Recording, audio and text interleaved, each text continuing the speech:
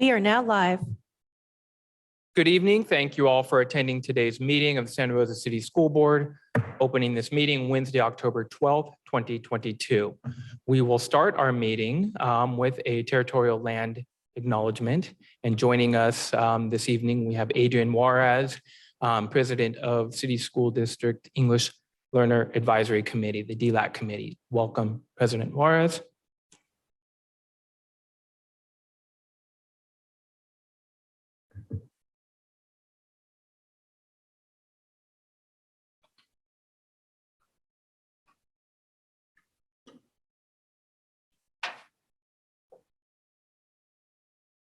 Welcome, and I turn the meeting over to you.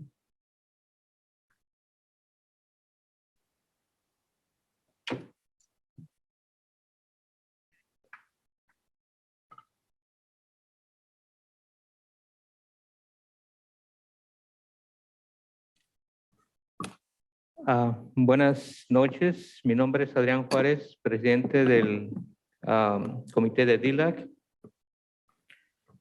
Reconozco que las escuelas de la ciudad de Santa Rosa se encuentran en el territorio tradicional y las tierras natales del pueblo Pomo.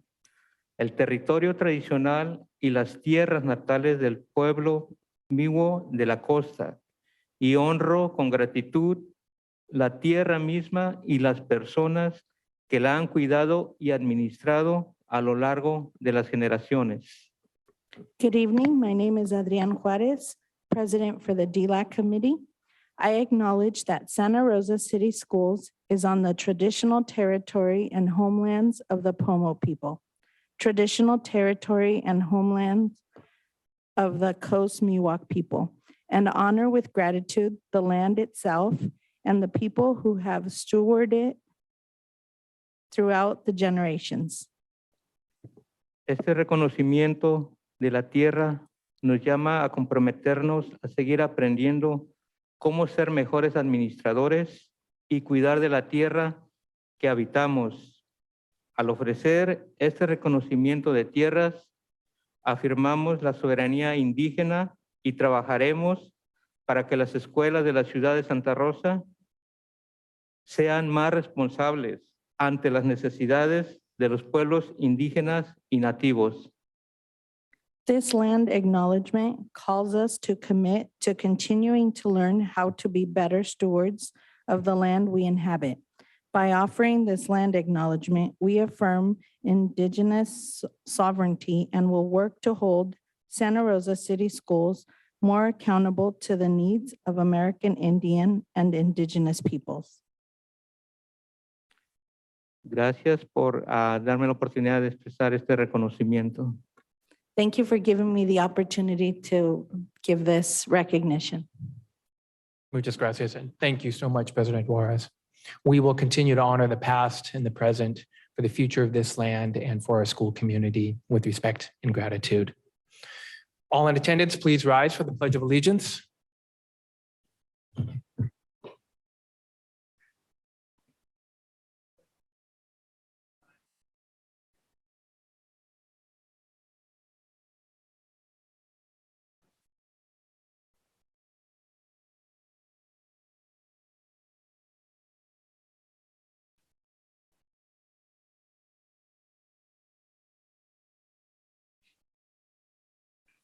Thank you. Indigenous Peoples Day, or what most of us observed back when we were in school as Columbus Day, occurs on the second Monday in October. It's my understanding that now 21 states recognize Indigenous Peoples Day or a day of similar name as an official holiday. In 2021, just last year, President Biden issued the first ever presidential proclamation of Indigenous Peoples Day. It's important for us as a district, as ethnically and as racially diverse as we are, as our community is, to place value on this day, to honor the histories and the cultures, the loss, the suffering, the reclaimed identities and the perspectives of the first people of the Americas who lived in these lands from the beginning. thousands of years before the first European explorers arrived. So I hope everyone had an enjoyable, a memorable Indigenous Peoples Day on Monday. We're going to start on agenda item C3. The board, these are reports for actions taken in closed session. The board voted approval of a settlement in existing litigation case number OAH 202-208-0598. 5 board members present. The board voted 4-1. Recorded yes votes, Trustee Fong, Trustee McCormick, Trustee Medina, Trustee Sheffield. No vote recorded, Trustee Flores.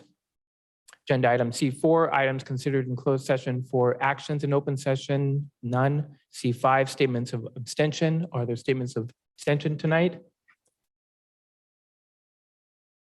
All right, seeing none, we will move on to C6, adjustments to the agenda. Board members, Superintendent Trunell, are any adjustments?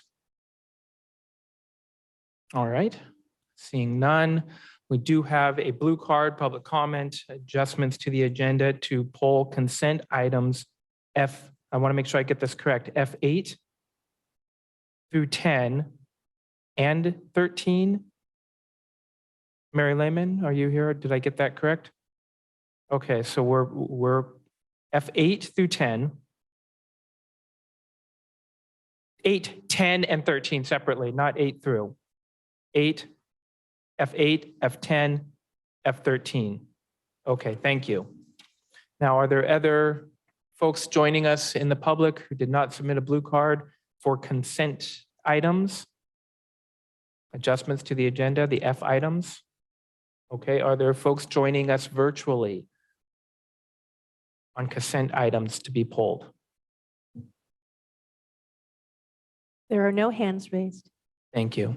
Okay, we'll again open it up to the public when we do get to the F section later in the agenda. All right, agenda item C7, where we do have some folks in the audience. These are special presentations for Student of the Month and Certificated and Classified Employees of the Month.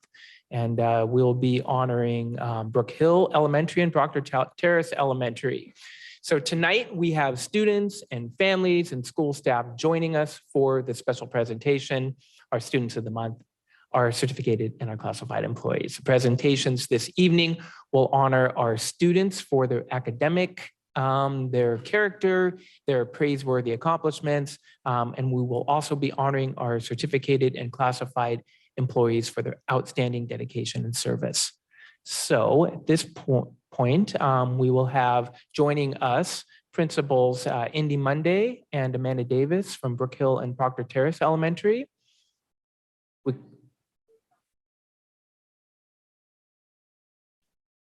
Come on down.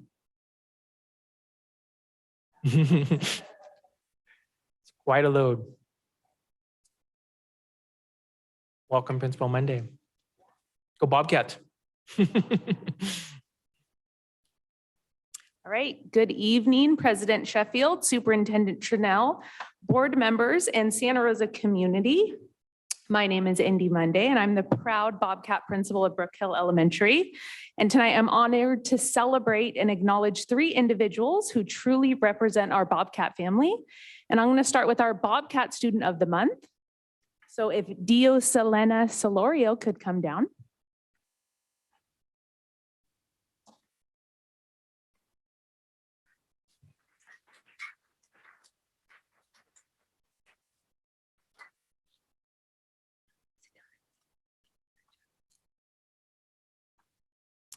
It is an honor to award Ms. Dio Selena Solorio as our Bobcat Student of the Month. Dio Selena has attended Brook Hill since kindergarten and is now in Mrs. Buchholt's 6th grade class. Dio Selena's teachers at Brook Hill had many nice things to share, and some of those things were: Dio Selena is a positive force on campus and arrives at school daily with a big smile. She's always willing to participate in class and even offers support to her peers in need. In 5th grade, she showed a lot of perseverance and persistence through challenging academic tasks that may have been more difficult for her. Last year, her little sister, Evelyn, started TK at Brook Hill, and Dio Selena showed great compassion and love to her every day as she supported her to class, hugged her, and encouraged her. Dio Selena's current teacher stated that Dio Selena has so many skills and abilities that it was difficult to highlight just a few. She said that she always does her best in class, completes all her assignments, perseveres through challenging ones, and is a great role model for other Bobcat students. She says she is patient, respectful, and kind in the classroom and around campus. And lastly, her teacher says that Dio Selena is also an upstander, and she has seen Dio Selena stand up for what is right and act with integrity. Dio Selena's favorite thing about Brook Hill is that the teachers are always there to help students when they may have problems. She enjoys science and is especially excited to learn more about chemistry-related science topics. She's also excited for sixth grade camp this year, which is a common excitement in sixth grade. In the future, she aspires to be a lawyer. We are so proud of you, Dio Selena. You truly represent what it means to be a Bobcat student, both inside and outside the classroom. We can't wait to see what your bright future has in store. Congratulations on this accomplishment. Congratulations, dear Selena.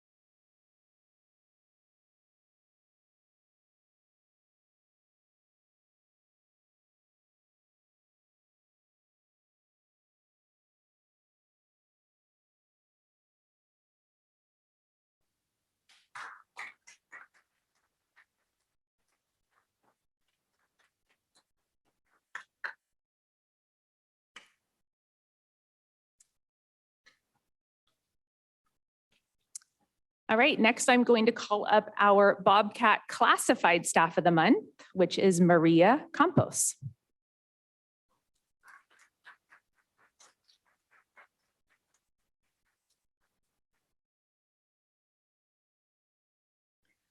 Brook Hill is excited to acknowledge Maria Campos as our Classified Bobcat Staff of the Month. Miss Maria, as we call her around campus, has been at Brook Hill for 7 years. She started as a noon duty supervisor, but took on the leadership role of lead noon duty supervisor 3 years ago. Maria is a huge asset to our student supervision and engagement team on campus, but she does so much more than just promote positive student behavior. Maria has taken her role as our lead noon duty supervisor to the next level. She's communicative, collaborative, supports her team, and most importantly, models positive relationships between adults on campus and our students. The staff at Brook Hill have referred to her in these ways. Maria is positive, friendly, patient, always smiling and willing to help. She knows our students and encourages them while also being firm when needed. Additionally, Maria has always made an effort to get to know students as individuals. She also was one of the main reasons why our culture shifted regarding how our noon duty staff interact with our students. She has modeled taking time to get to know our students, especially those who struggle, and have conversations with them. Her ability to build trusting relationships with students makes them want to be at school. The relationships between our noon duty staff and students have now changed from punitive to positive, thanks to her hard work and dedication. I personally benefit from Miss Maria's leadership and kindness on a daily basis. As I work alongside her during recess times, I see how much she cares about our students, our staff, and I appreciate her attention to creating an environment for our students that's positive, supportive, and loving. Thank you, Maria, for all you have done for our school. You are so much more than just a lead noon duty supervisor, and I feel grateful to have you on our team. Congratulations on this well-deserved recognition. Congratulations, Ms. Maria.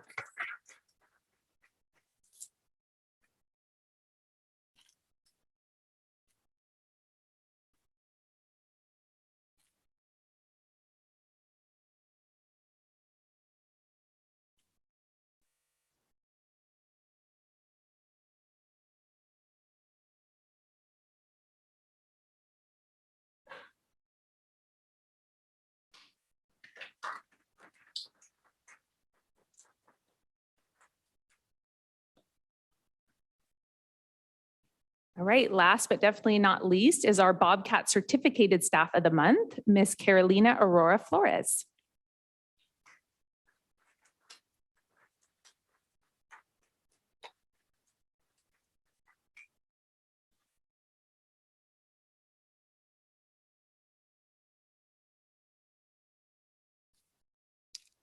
Brook Hill is happy to acknowledge Mrs. Carolina Aurora Flores as our Certificated Bobcat Staff of the Month. Carolina has been an outstanding kindergarten teacher at Brook Hill since 2013. The impact that she has had on some of our youngest learners can be seen across the campus as our kindergarten students grow and move through our grades. She fully embodies what it means to set the stage for their academic success, and the environment she creates for our Bobcat students is something you have to see in person to fully understand. Carolina's colleagues had so many amazing things to say about her, which was not surprising. Some of what was shared with me was, Carolina is professional, calm, and her classroom management is great. She is the best kind of kinder teacher, loving but firm. Carolina has a heart of gold and gives our smallest friends a loving environment. And lastly, Carolina is extremely dedicated. She is the epitome of patience, always putting her students at ease with her calm demeanor. She has great knowledge of early childhood education in her instruction, but also in general within her classroom. She is also a fantastic colleague to work with, always communicating, sharing ideas, and learning in order to improve her practice. I have had the pleasure of working alongside Carolina since 2014 when I joined the team at Brook Hill. At the time, I was a teacher, and I was so impressed with Carolina for the same reasons that her colleagues have shared. Our Bobcat students deserve a teacher as outstanding, dedicated, and loving as Mrs. Aurora Flores, and I'm so grateful that she's part of our teaching team. Thank you, Carolina, for all you do for our youngest students, and congratulations on this huge accomplishment.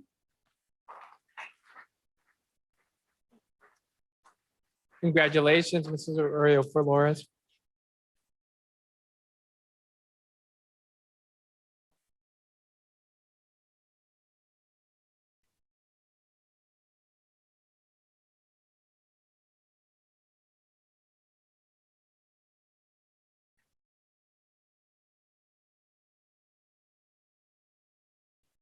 All right, let's hear it for our Bobcats.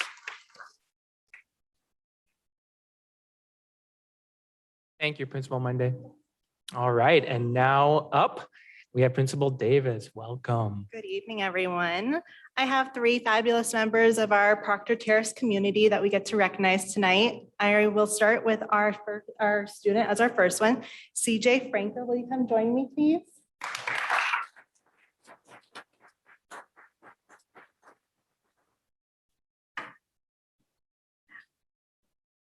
It is with great pleasure that the Proctor Terrace community recognizes CJ Franco as the Student of the Month for Santa Rosa City Schools. Our 3 teachers who have taught him for the last 2 years are so impressed with the person he is becoming. CJ's enthusiasm for learning is infectious and inspires others to be curious. He is empathetic and sensitive to the needs of others, which is not always something that can be taught. CJ is a natural leader and his peers look up to him. He has a strong moral compass and leans into his values. He continuously perseveres and does not let challenges get in the way of him achieving his goals. He is a talented athlete, inspired chef, and creative artist, all while being completely humble. He actively participates in school leadership and seeks ways to get involved in the community. He strives for excellence in all that he does. CJ creates genuine relationships with other students and builds trust within them. He is naturally charismatic and kind, the type of kid you want to be around. Congratulations, CJ, for being our Proctor Terrace Tire honoree tonight. Congratulations, CJ. Okay.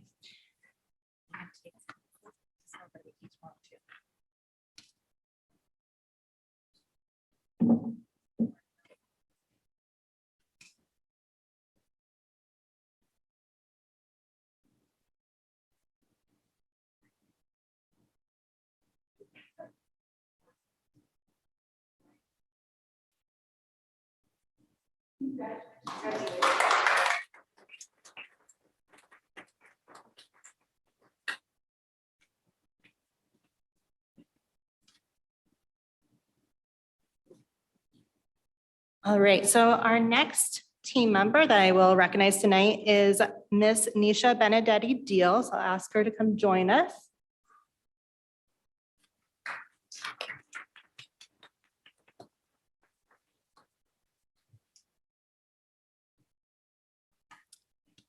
Nisha Benedetti Deal is our school counselor. She is our Proctor Terrace certificated staff member who's being recognized tonight. She is truly an expert in her field and an asset to our district. Ms. Deal is an ideal team member as she's always willing to jump in and help. She works collaboratively with staff, families, and the community to best serve our students. Nisha builds relationships with all members of the school community and always has an open door. She provides our families a variety of resources in order to help the individuals get access to additional support and resources. She's thoughtful in her work. She provides toolbox lessons to our students so that they can learn and reinforce the tools for social and emotional regulation. She holds lunch bunch to promote social skills for our students who are navigating peer groups. Her ability to connect with students and provide a safe space allows for her to provide counseling services. The impact that she has on our children makes a difference each and every day. Our Proctor Terrace community is fortunate to have Nisha educating students, leading our team, and inspiring all who work alongside her. Congratulations, Ms. Deal. Congratulations, Ms. Deal.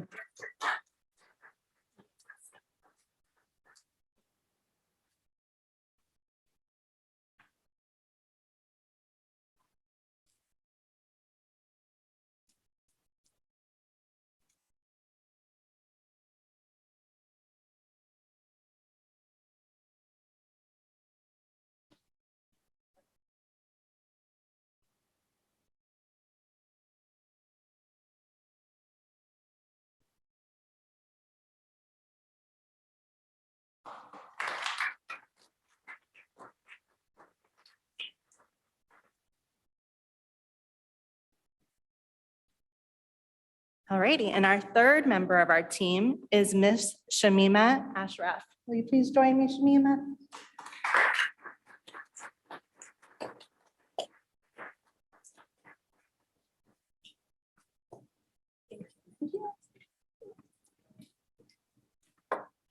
The Proctor Terrace community selected Shamima Ashraf as our classified team member for the month. Shamima is our lead noon duty supervisor at Proctor Terrace. Not an easy job, but she takes it with such grace, and that we are so appreciative of. As of recently, she has been our sole noon duty supervisor and has been providing additional time to ensure supervision during recesses and lunch. She is restorative in the way she problem solves with the students, and she supports them in using tools to communicate and overcome disagreements. As a member of the noon duty team, she actively collaborates with others and is solution-based in her work. She engages with students in play and challenges them to wall ball, which really excites the students. Shamima often shares her culture with our community, providing us opportunities to learn. Her positive attitude makes any task doable. She asks questions and is conscientious about her work. Thank you, Ms. Shamima, for your commitment to our community.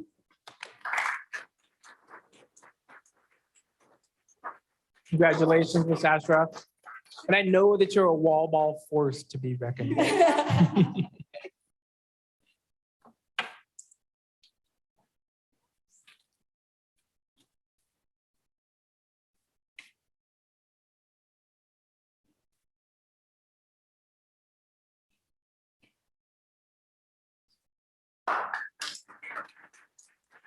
All right. Thank you and congratulations to all our Tigers. All right, we are going to move on to agenda item C8, our school site parent organization updates. And again, we have Brook Hill and Proctor. So if we could have EJ Lomelli, PFO president at Brook Hill. Welcome, EJ.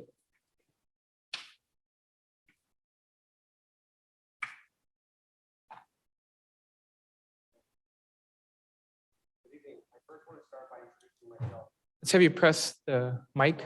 Oh, that's okay. Green light and now. That better? Much better. Good evening. I want to first start off by introducing myself. My name is EJ Lomeli, and I'm the new Brook Hill PFO president, where both of my daughters go. One is in 3rd grade and one is in kindergarten. I'm here tonight to talk about some of the things PFO did in the past year and what we plan on doing for the rest of the 22-23 school year. With the help of parents and some of the faculty, I was able to learn what PFO helped with last year. Some of the projects from last year that PFO funded were materials towards upgrading the lighting and decor in the pod. PFO also helped with some outdoor upgrades throughout the campus. Some of these upgrades were picnic tables, new crushed granite walkway, a living wall with 40 new plants, that the Spring Hills Church topped out with, repairs throughout the campus, and hired a local artist from the South Park community to paint 2 murals that students can enjoy while they walk through the campus. In this upcoming year, PFO would like to continue to help raise money for any items or projects around the campus.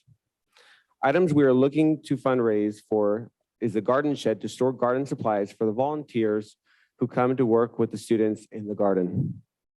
Another item we had in mind are picnic tables to extend students' learning outdoors. Lastly, we are looking into investing in a portable stage for our music program performances, talent shows, and 6th grade promotions. Some of the fundraising ideas we had in mind are selling food at all school events. For example, music performances, talent shows, and open house. We also thought of classroom coin drive, campus spring garage sale, dine and donates, and lastly, a cornhole tournament. We hope these fundraiser ideas can help bring money to support our students, our school, and our families. Thank you. Thank you, EJ. Next, we'll have representatives from Proctor Terrace. If we have Kirk Danhausen and Fanny Vargas.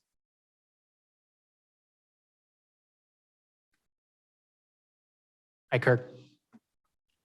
Welcome. Hi. Think this working? I'd also like to introduce myself, Kirk Danhausen, Sonoma County native all my life. Grew up the road in Healdsburg, but I've been out in San Diego and the world, and glad to be back with my daughter attending Proctor Terrace and my son next year. So it's been fun learning the ropes as the new president. I'm impressed by all the enthusiasm from the other PTA members, even though we be few, we still have positions open. And coming out of COVID, as we experienced that, coming out of the turtle shell and how we reintegrate parents, how we remotivate students, and how we perform events with not hindrances, but hurdles such as the Be a Mentor program and trying to get parents involved to go through that process, because it is a long and, you have to drive to get fingerprints and drive to the doctor. And it's just a long process and not everyone is willing to take on. And how do we negotiate that? And that's our biggest challenge that I see going forward. But the biggest thing I found is that as we plan events, the kids are completely in. You put up one sign and my daughter's gonna be talking about it as soon as she gets home. And it's just amazing how integrated the kids are into it, because some of them know about it, some of them don't, but really they're looking for any opportunity to interact. And as the PTA president, to be able to provide things such as the walkathon we just did, and see all the students that were so motivated and wanted to get to 50 laps and time was running out and they just kept going. So some of the accomplishments we got was over COVID, our track got overrun with weeds. We involved the local company Action Rents to donate machinery, and we actually put a track back in. It may not be a professional track, may not be college grade, but it's there, and all sorts of community members are using it as well. I see joggers as I pick my daughter up from school at the end of the day. And the last challenge that we walked into was a budget deficit for all the programs we want to do, and a lot of reconciliation of what was possible, what was the priority. And again, I'm coming into this fresh, so I have my own opinions, but it was great to know, what was on the plate, such as girls volleyball, which we've done in the past. And we've enacted that again, and they've won their first game, so good start to that. And we're hoping to be able to fund more, such as basketball, et cetera. Again, finding the teachers and the coaches to bring those programs together is a challenge as we come out of the turtle shell. And good things on the list coming up in the year to do. Again, the kids see any event as a must do. They want to be involved. We have all their support, and once they're in, I mean, the parents may have to get dragged along, but it's how it goes. We do have our community garden, our school garden, that is taking a lot of work and a lot of volunteers. And this year we have about twice as many people in the garden for restoration days as we did last year, which is fantastic to see. We started erecting a greenhouse this last weekend that we bought as the PTA pre-COVID. We bought it like 2 months before shutdown. So it's a really nice greenhouse, and it's been sitting in a shed, and we said, you know what, it's time to get it done. So it's going to provide seedling starts for our own garden, as well as seedling sales and eventual fruit sales, persimmon sales throughout the years as produce comes up, and the kids get really excited about the harvest. We are doing dine and donate as well, and I've been looking into that under my responsibilities and looking into expansions with corporate sponsors. A lot of them have programs previously set up, which is a lot easier than breaking the ice. I want to involve local as well, but corporate such as Panda Express or Mod Pizza, we have lined up in the upcoming months, and they're great programs. They all do 20 to 30% back all day. We have lots of other ones that are kind of like, can we bring it back or not? One is a dinner auction, which is a super large event. It's more of a high cost, but it's also a high return. So we have some volunteers that are starting that process, and we hope to do that in the spring. We obviously have support from Amanda, thank you, which has been great. She's at all the meetings. She's got lots of new ideas, fresh ideas, and a lot of support for the garden as well. We had a long conversation about how I grew up as a garden, at school, and it was always the best part of the day, going out for a garden hour. And we also have a habitat garden that was partially funded with grants, and we still have about $1,000 left. So we've put in all native species. It's xeriscaping. We were able to pay for a mural to be put up behind it, and the kids are really loving it. It's provided a track goes around an unused portion of the school, and that's now the bike access to get to the bike rack. So we've installed the track all the way back through there. And the last thing, it's just, continuing support from Santa Rosa City Schools through Amanda and through, budgetary concerns. We're doing our best, but our PTA is limited as we try and engage people and bring them back in. I'm amazed that our budget in total is, less than half of what we used to have just 5 years ago before COVID. Now that is due to parents aging out, demographics changing, of course, but I'm looking to try and get back there incrementally until we can get back to where we were. So that's our big goals, small goals, all wrapped into one. And thank you for your time. Thank you, Kurt. Thank you for all that you do. All right. Well, I think we'll allow a moment for the chambers to clear. I saw some folks leave, folks who might not have the endurance to make it through a long meeting, and maybe some families to get some little ones off to bed. We'll give a moment for you to clear the chambers.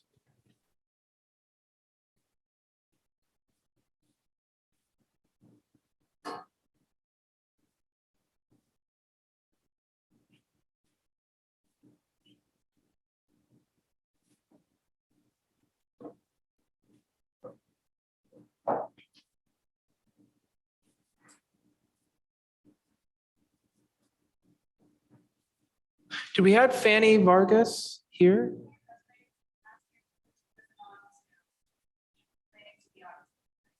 Okay.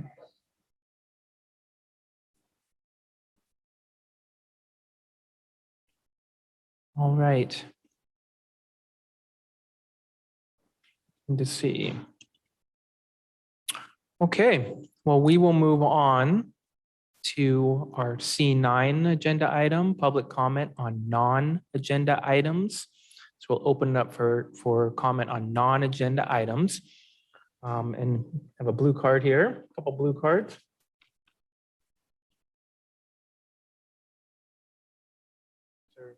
Non-agenda items?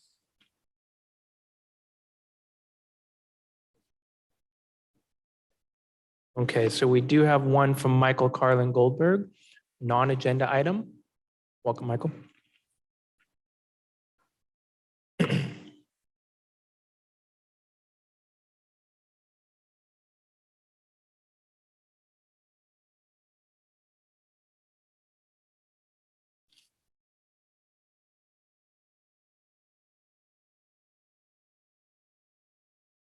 Still hold mic.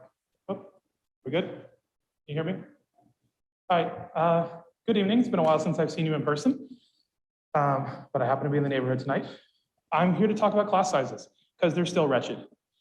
At the beginning of the school year, I talked with a couple of people on the board about the fact that we still had more than 30 students in upper grades in our elementary classes, 32, 33, 34 students, a combo with 31, 5-6 combo. One extra FTE at Steel Lane Elementary would take all of our upper grade classes below 25 students per classroom. We used to have that FTE, but it got taken away from us a couple of years ago because of declining enrollment, but we seem to not be declining. Steel Lane Elementary is the only elementary school that is still at the same levels of attendance as we were before the pandemic, as far as I'm aware. I believe we were down 3 students. Maybe last year we were up 4. Our priorities in this district are not right when we've got elementary students who in 6th grade are still working on phonemic awareness and how to separate words because of all of the time they've missed in their classroom. And there are 31 of them in a class where I have to teach 2 grade levels at the same time. It doesn't have to happen. We can set our priorities to keep our class sizes small at all levels, all the way through high school. I hear about high school teachers with 40 in their classroom. I challenge the board to request from district leadership a report that explicitly states the exact number of classes in the entire district that are above 25 students, above 30, above 33, above 35 students in the classroom. An explicit report of the number of combination classes that we still have in our district when our students really need not to have too many things going on in our room. I challenge you to have an explicit straight number, but also as a percentage and broken down by school, because I expect that different schools are being impacted far more than others. Thank you. Thank you. Any other folks in house wishing to speak on non-agenda items? We will open it up to folks joining us online on non-agenda items. For members of the public joining us online via Zoom that would like to comment on a non-agenda item, please raise your hand. Shelby Pryor, you have 2 minutes. Sorry. Hello, can you guys hear me? Yes, we can. Hello, my name is Shelby Pryor, and I just wanted to go ahead and take a moment to address some of the commentary from the individuals on this board last week when talking about elevating our voices. You're absolutely right. As a Black person in America, I'm trying to elevate my voice. You're absolutely right if you think that I think it's unfair that individuals are elevating their voices for their communities while doing harm to mine. You're absolutely right. Do I think that I have the ability to do math and understand that if we have one pie, somebody's going to get a bigger piece of it? As Black people, we continue to get put last. We continue to be able to have to sit here and take the scrutiny and the public eye of individuals. I sat and listened to Ms. Dela Cruz talk about she doesn't like being in white spaces. As a person on this board, your job is to go ahead and primarily focus on what each of these children need for their futures, not creating more division with your rhetoric. Miss Anna Trinnell, who is one of the most amazing women I've ever met in my life, has a biracial son who's just like me. We live in this world and we have to go ahead and identify in a certain space. Ms. Dela Cruz making that statement was completely biased and completely wrong. These spaces aren't just white spaces. Mr. Sheffield, you have a responsibility to step up for our people and talk about our concerns. These things continue to not be addressed, and you think I'm being a radical, but these are facts. Look at what happened in LA County already. I rest my case at that. Thank you, Shelby. Mrs. Lozano, can you please state your name for the record? My name is Mrs. Joy Lozano. You have 2 minutes, Joy.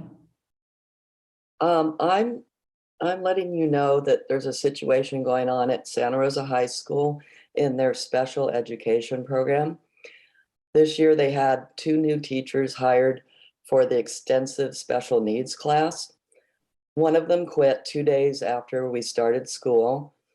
And since then, myself being one of the behavior assistants and the other assistants on a daily basis have had to go into that class without a teacher. And every day we have a different substitute. No one's been hired for that position. Sometimes, several times a week, they have to get administrators and campus security people in the classroom because you have to have a certificated person in that room. We have no lesson plans. The aides are not responsible to make up lesson plans for these kids. And so it's a very chaotic situation on a daily basis. And I'm really burning out quickly. And I don't think it's fair that our program manager expects us to just run the show with other teachers from the school filling in for us on an hourly basis because it's their prep period. I expect that we should be doing more for our special education students and supporting the assistants that work with these students. And I really feel like the program manager is not supporting us, and I would like to see something done about this situation. Thank you. Thank you, Joy. Dan, can you please state your full name for the record? Hello? Hi, Dan. Can you please state your full name Yeah. for the record? Yeah, it's Dan. I just want to pretend that the people were still in that auditorium because I want to say thank you to Selena, Maria, Carolina, CJ, Nisha, and Shanima. And congratulations to all your guys' hard work. I know you guys aren't there right now, but I just wanted to say congratulations. And I also would love to just address them, even though I know they're not there, that, you know, there's something going on, and I'm here to support Adina Flores, a wonderful woman that you guys may not know about, who has cared about each and every one of you guys, your health. And it was the assistant to Anna Trinnell, the superintendent, and she was released and because she shared her concerns for your guys' health concerning the vaccine, and brought these things up. And she's also brought some stuff going on with our supervisor, James Gore, and the wife. And we're still wondering why she is not back at work. She's being under investigation. And I know that Adina has a wonderful relationship with Anna Trinnell. Anna, who is behind this investigation is what we would love to know. Are you guys, I mean, what is going on? Well, how come we're not going to get any answers? Again, we're wasting our time sitting here, and this is a wonderful woman, Adina Flores, who wants to get back to work and share her life with being educators and being involved with the educational system. I mean, this is unheard of, and it's insane to me. When are we going to get some answers? It would be appreciated. Thank you, Dan.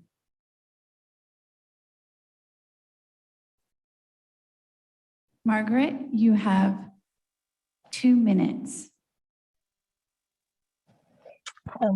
Good evening,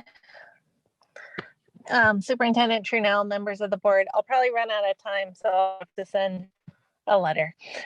This year, I had the honor to be nominated to our union exec board representing our special ed teachers. So far, it's been a pretty overwhelming job because I get so many concerns from so many teachers throughout our district.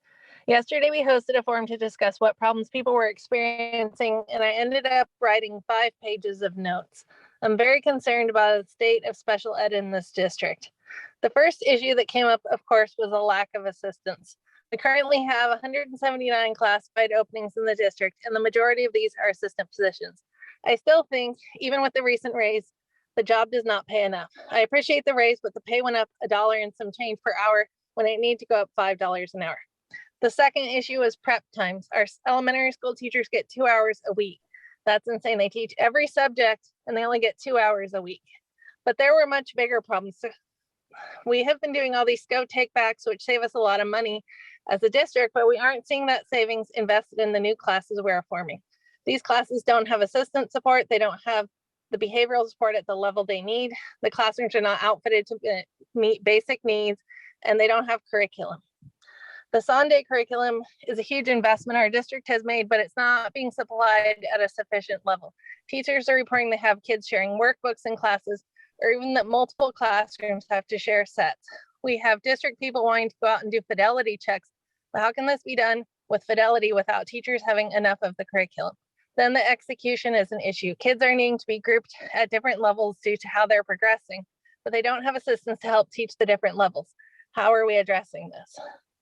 We have now, as of tonight, 10 PIP teachers. What supports are in place to support these teachers who have no teacher training? Who's doing their IEPs? Are they getting assistance? Do they have behavioral support? Are they getting curriculum? How are we supporting the teachers working your with 2 them? minutes is up. Thank you.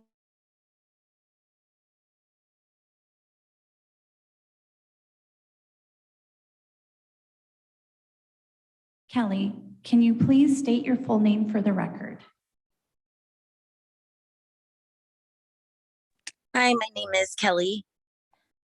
I'm Kelly, here again for the 5th or 6th time on Zoom to show my support for Adina Flores. Like Dan mentioned, I too am frustrated with the lack of response. Doesn't she deserve to know why she's on leave? We, the public, know full well probably why she is on leave. So what are you trying to figure out what you need to say? You always try to shut her and Shelby down when there are now proven facts to some of her claims. So why don't we ever get any answers to these important questions? These are the things that we feel are important. So a lot of things that Adina has brought up over the past year have been coming true. You know, the saying, the time difference between a quote unquote conspiracy theory and the truth coming out is about 6 months. However, as of late, it seems that things are coming out sooner than ever. I mean, even the Florida Surgeon General is no longer recommending the vaccine in males 18 to 19 because the risks outweigh the benefits. So with all the new revelations in this world and depopulation agenda coming true at lightning speed, when are you going to answer anything? Why can't you answer why Adina is on leave? I think millions of us, well, not millions, of course, thousands of us have questions and want an answer as to why are her claims never addressed? Something in your gut must be telling you that something is wrong, because no matter how hard you try to virtue signal to the public, we see through it. How can you not acknowledge these things when there's so many of us coming to the same conclusions? Or are you just plain dumb for money? How do you feel when getting asked these questions or hearing factual statements? You have to live with yourselves in the end. We all know you went along with it. Thank you. Thank you.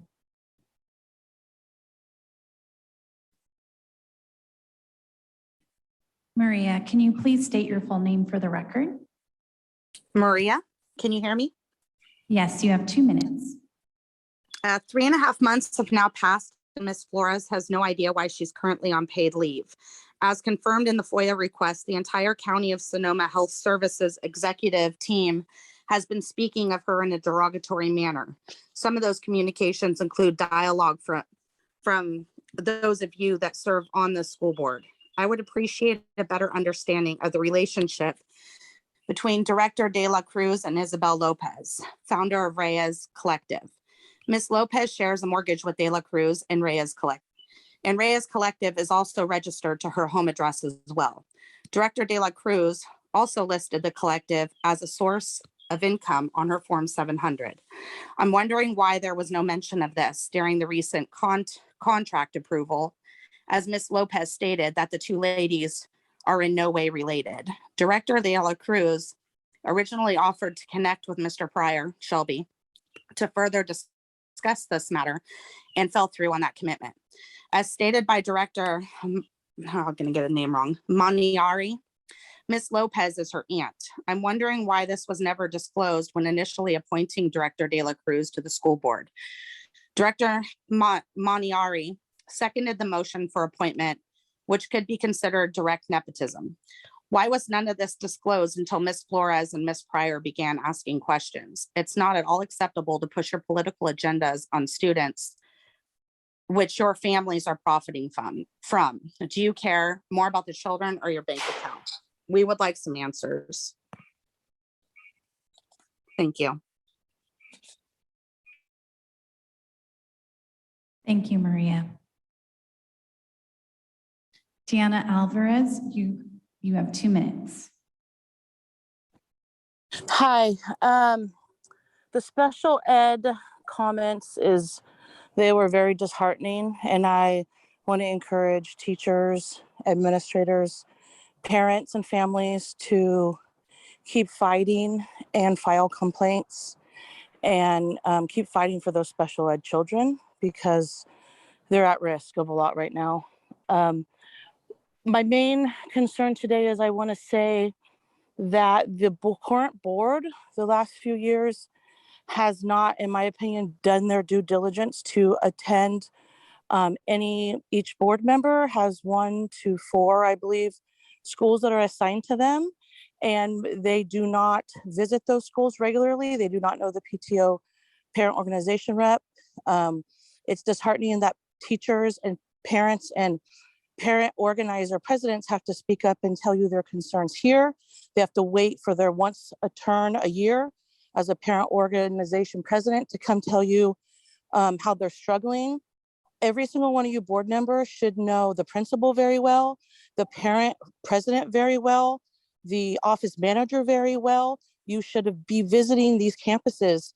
You should already know what hardships these schools individually are suffering. Every school is different. Every makeup is different. All the families are different. That's why you're designated schools.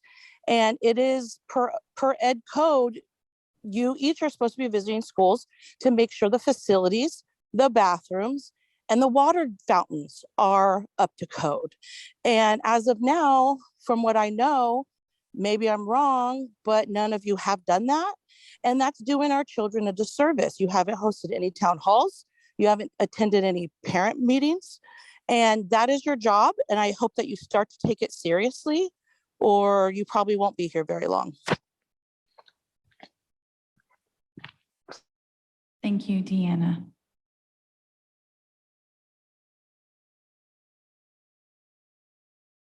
Boys, can you please state your full name for the record?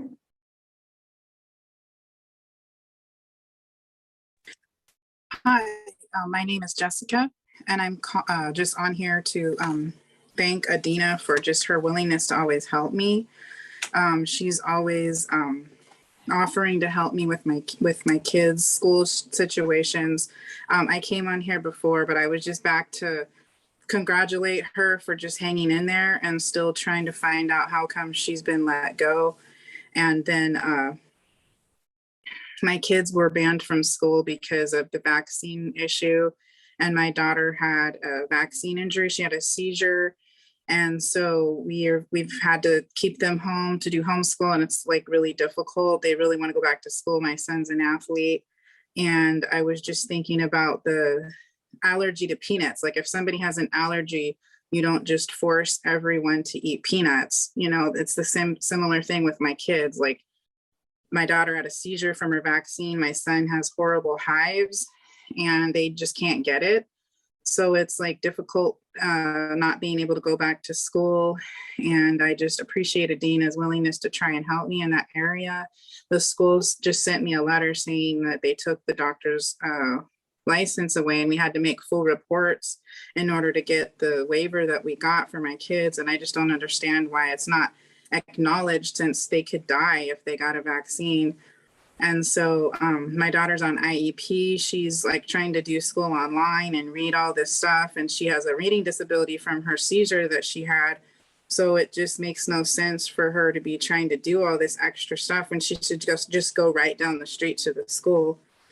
And so that's why I'm speaking up today. And I just pray that Adina will be able to be reinstated, because she does a wonderful job. Thank you so much. Thank you, Jessica. Michael, can you please state your full name for the record? Yeah, Michael Hilber. Michael, you have 2 minutes. I'd like to say that I understand you're being accused of placing people on paid administrative leave without explanation. And regardless of what the whole story is behind it, I consider that a breach of the public trust and a violation of your duty to the taxpayers. So I want to go on record as objecting to where this is being handled. And I don't consider it appropriate to hide behind confidentiality of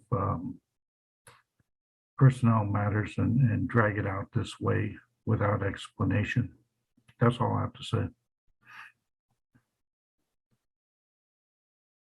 Thank you, Michael. Karen Wagner, you have 2 minutes. Good evening, everyone. You guys know I love my job there as a special ed assistant, and I'm always encouraging more people to step up to take this position. But we need to know that this position is as rewarding as it is. It's a lot of hard work, and we lock arms and mentor, and we get with these teachers, and we work with these kids, and we work with the community. And when I hear Ms. Lozanzo talk about what's going on in the classroom that I had been in for 8 years there at Santa Rosa High School, that was the last straw for me. I had to transition. I had to move on. My heart cries for those students because I still love them, and I'll see them in transition because they're IEP students and they're going to transition right into me. So I get to see them again and rejoice with them. But I feel really strong that they need to be supported right now. It doesn't make any sense for teachers to work every prep to cover that classroom. Please do something about this. Thank you. Thank you, Karen. President Sheffield, there are no more hands raised. Thank you. And thank you all who spoke with your issues and your concerns. We are going to move on to our D items on the agenda, our reports. We'll start with D1, our California School Employee Association report. CSEA President Mary Lehman, welcome. Good evening. Can you hear me? Is there a button you push? Can you hear me? Oh, okay. Good evening, President Sheffield, Superintendent Chanel, directors, student board member, and the community and our members that are listening tonight. I want to welcome our new classified staff and teachers joining Santa Rosa City Schools this past month. And congratulations to our students, classified and teachers of the month at Brook Hill Elementary School and Proctor Terrace, particularly Maria Campos, classified from Brook Hill Elementary, and Sashimi Ashraf, classified from Proctor Terrace Elementary. The members also want to thank the board for the 7.5% raise and the $1,000 FTE stipend we received. Has our salary increase fixed the hiring problem? There are still 179 classified openings, no different than before our salary increase. Even with the sign-on bonus offered to new employees, 500 on sign-in, 500 at the end of June 2023. So they'll stay the entire year. We did not get a living wage increase. Our salaries have remained in the 25th percentile rank for classified employees statewide over the last decade. Thank you. Thank you, President Lehman. Agenda item D2, a Santa Rosa Teacher Association report. President Catherine Howell, welcome.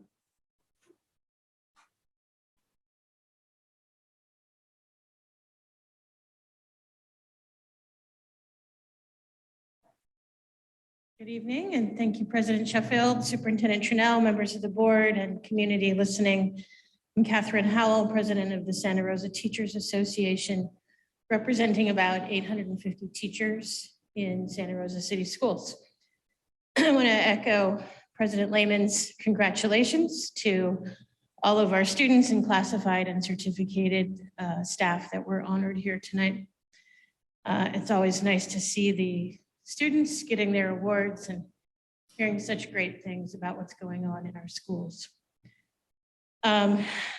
Tonight's agenda, we're thank you for bringing us the update for the bond. It's interesting to see the pictures and the projects. Roofs and HVAC are important. It's also important, I want to clearly say that absolutely SRTA has endorsed bond measures C and G, and we are in favor of those, but we are still asking that as we move forward, fingers crossed those bonds are approved by our voters, that there is a transparent process for input from teachers as to future spending. So this process, there's not a lot of prioritizing and interaction when it comes to roofs and HVAC. But we do want definitely, as we move forward, spending the new bond monies, that we can work together on that. I do want to point out one thing in the technology part of that update is, we were really forced into the one-to-one Chromebook program by distance learning. And the classroom technology is listed as on hold. And what this has done is create a situation where we're not really one-to-one with Chromebooks because they're broken, they're lost. I know a lot of teachers that would prefer that their Chromebooks would be back on a cart in their room. And it also has created a situation that's frankly really disruptive in the classrooms, with old technology breaking and not being replaced because the classroom technology is on hold, and teachers simply not having functional technology in their room. So even though the kids have Chromebooks, they don't have a way to interact with them. It's gotten so bad that some teachers have told me that they're asking their parent foundations to step in and start providing classroom technology, which is terrible because it might help one school, but it's certainly not going to help all schools. So we really need to figure out a way to get the technology into the classrooms. And if that means, putting our Chromebook one-to-one program on hold, I think that would be a fair exchange.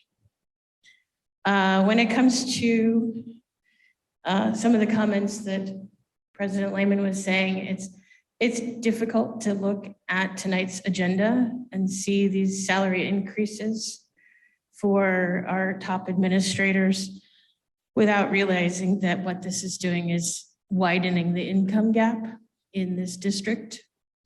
A 4% raise for one of our top administrators is a significant impact on their standard of living. A 4% raise for the very lowest of the classified pay is nothing, right? The 7.5 was not getting them to livable. The 4% for the lowest paid teachers didn't even cover, in many situations, the increase that we got this year from CalPERS, or it broke even. So we're still paying our healthcare, but we're certainly not getting more money, right? So I'm asking you to, when it comes time for SRTA to negotiate again, the same criteria that you are using to consider these increases for the administrators, comparable districts, cost of living in Sonoma County, attracting quality teachers to our district, all of those same criteria need to apply to the SRTA bargaining group, or else we will continue to have hundreds of vacancies like we currently do. And the last thing I want to comment on is in the contracts, a contract with Fresno State listed as no cost to the district. This is my own little pet project. This one affects nurses, bringing a nurse in to be an intern and act as a student teacher. That's great. We need more school nurses. But is this person paying tuition and working for free? That's not a no-cost program. Which nurse is going to take this nurse under their wing and teach them how to be a school nurse? Is that person getting a stipend? Or are they donating their time, their expertise to this intern? Again, that's not a no-cost program. How are we possibly ever going to attract teachers, educators, nurses, school psychologists, counselors into the school district if the very foundation of getting new teachers is expecting them to work for free for a full year, and that the mentor teachers, the mentor nurses, the mentor counselors are working for free right along next to them to get them trained up. So thank you for that. Thank you, President Howell. Agenda item D3, our superintendent report. Superintendent Tunell. Evening, everyone. Board President Sheffield, members of the board, those who are with us in person and online. Today marks day 44 of the 22-23 school year. Just two brief comments. First is that we are fully celebrating this week as Week of the School Administrator, and appreciation for all of those who are serving as an administrator in our system. So just want to take an extra moment to share thanks and gratitude for all of them as they join the ranks and going above and beyond to support our students and families. And thanks to all of the individuals who are sharing their appreciation for our administrators. The other is that today we are acknowledging Indigenous Peoples Day. And so the board did pass a resolution on September 28th to celebrate October 12th as Indigenous Peoples Day. And I hope you were able to receive my message earlier today to also signal that appreciation for all of our students and families that we celebrate and continue to serve, not just today, but every day. And I just want to give a shout out to all of our many partners, to Elizabeth Billy, and all of our programs that support our students in our system. And with that, I'll hand it back to you. Thank you, Superintendent Tunell. Move on to D4, the board president report. I have no report tonight. Board members, reports? I'm sorry, Trustee Medina. Thank you, President Sheffield. We passed a resolution recognizing today as Indigenous Peoples Day. And as such, and in light of the recent unfortunate comments from LA City Council members, I wanted to take this opportunity to say a little about our Oaxacan community. It's been about 15 years since I last had the opportunity to visit Oaxaca, but Since then, geopolitical conditions have caused a big increase of Oaxacan migration to our community here. With them, they have brought a lot of culture, like food, music, festivals that they share with our community, and they invite us all to participate in. It has been my observation that the Oaxacan peoples are some of the most organized community that works to help and support each other as a community. They come from many indigenous groups with many language that they work towards preserving as an important part of their culture. In our community, they have also been strong advocates of language justice. I invite everyone to learn more about the Oaxacan people and all indigenous peoples for that matter that are part of our community. Aprobamos una resolución reconociendo hoy como el Día de los Pueblos Indígenas como tal y también después de los recientes comentarios desafortunados de los miembros del Consejo Municipal de Los Ángeles. Quería aprovechar esta oportunidad para hablar un poco sobre nuestra comunidad oaxaqueña. Han pasado 15 años desde la última vez que yo tuve la oportunidad de visitar Oaxaca, pero desde entonces las condiciones geopolíticas han provocado un aumento de migración oaxaqueña aquí a nuestra comunidad. Con ellos han traído mucha cultura, como comida, música y festivales que comparten con nuestra comunidad y nos invitan a todos a participar. Ha sido mi observación que la gente oaxaqueña es una de las comunidades más organizadas que trabaja para ayudar y apoyarse entre ellos para tener éxito.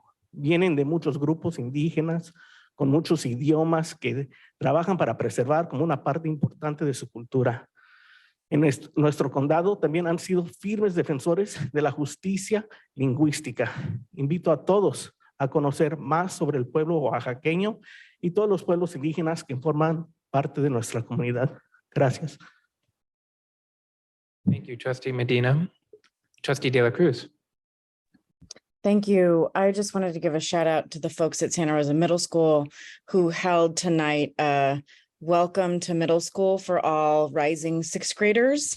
I hear from my kiddo, a rising seventh grader, actually, sorry, sixth graders, rising seventh graders, that it was a great event with food and getting to meet all kinds of teachers and just getting really excited about kind of the new big community of middle schoolers that all of our Santa Rosa City Schools elementary students should be dreaming about and really excited about. So thank you to the folks at Santa Rosa Middle.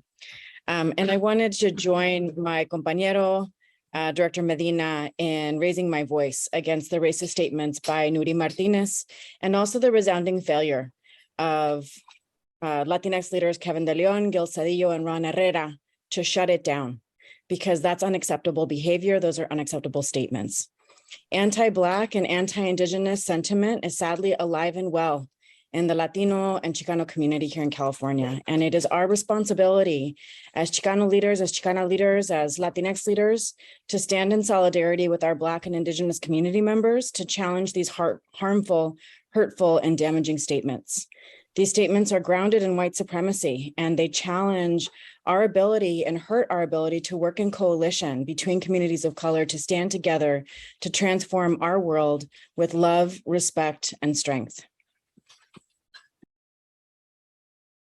Thank you, Trustee De La Cruz. Other board members' reports? All right, seeing none, do we have a CSBA report? We do not. All right, well, we'll move on to agenda item D7, our District English Learner Advisory Committee report. President of DLAC, Adrian Juarez, have you come back down?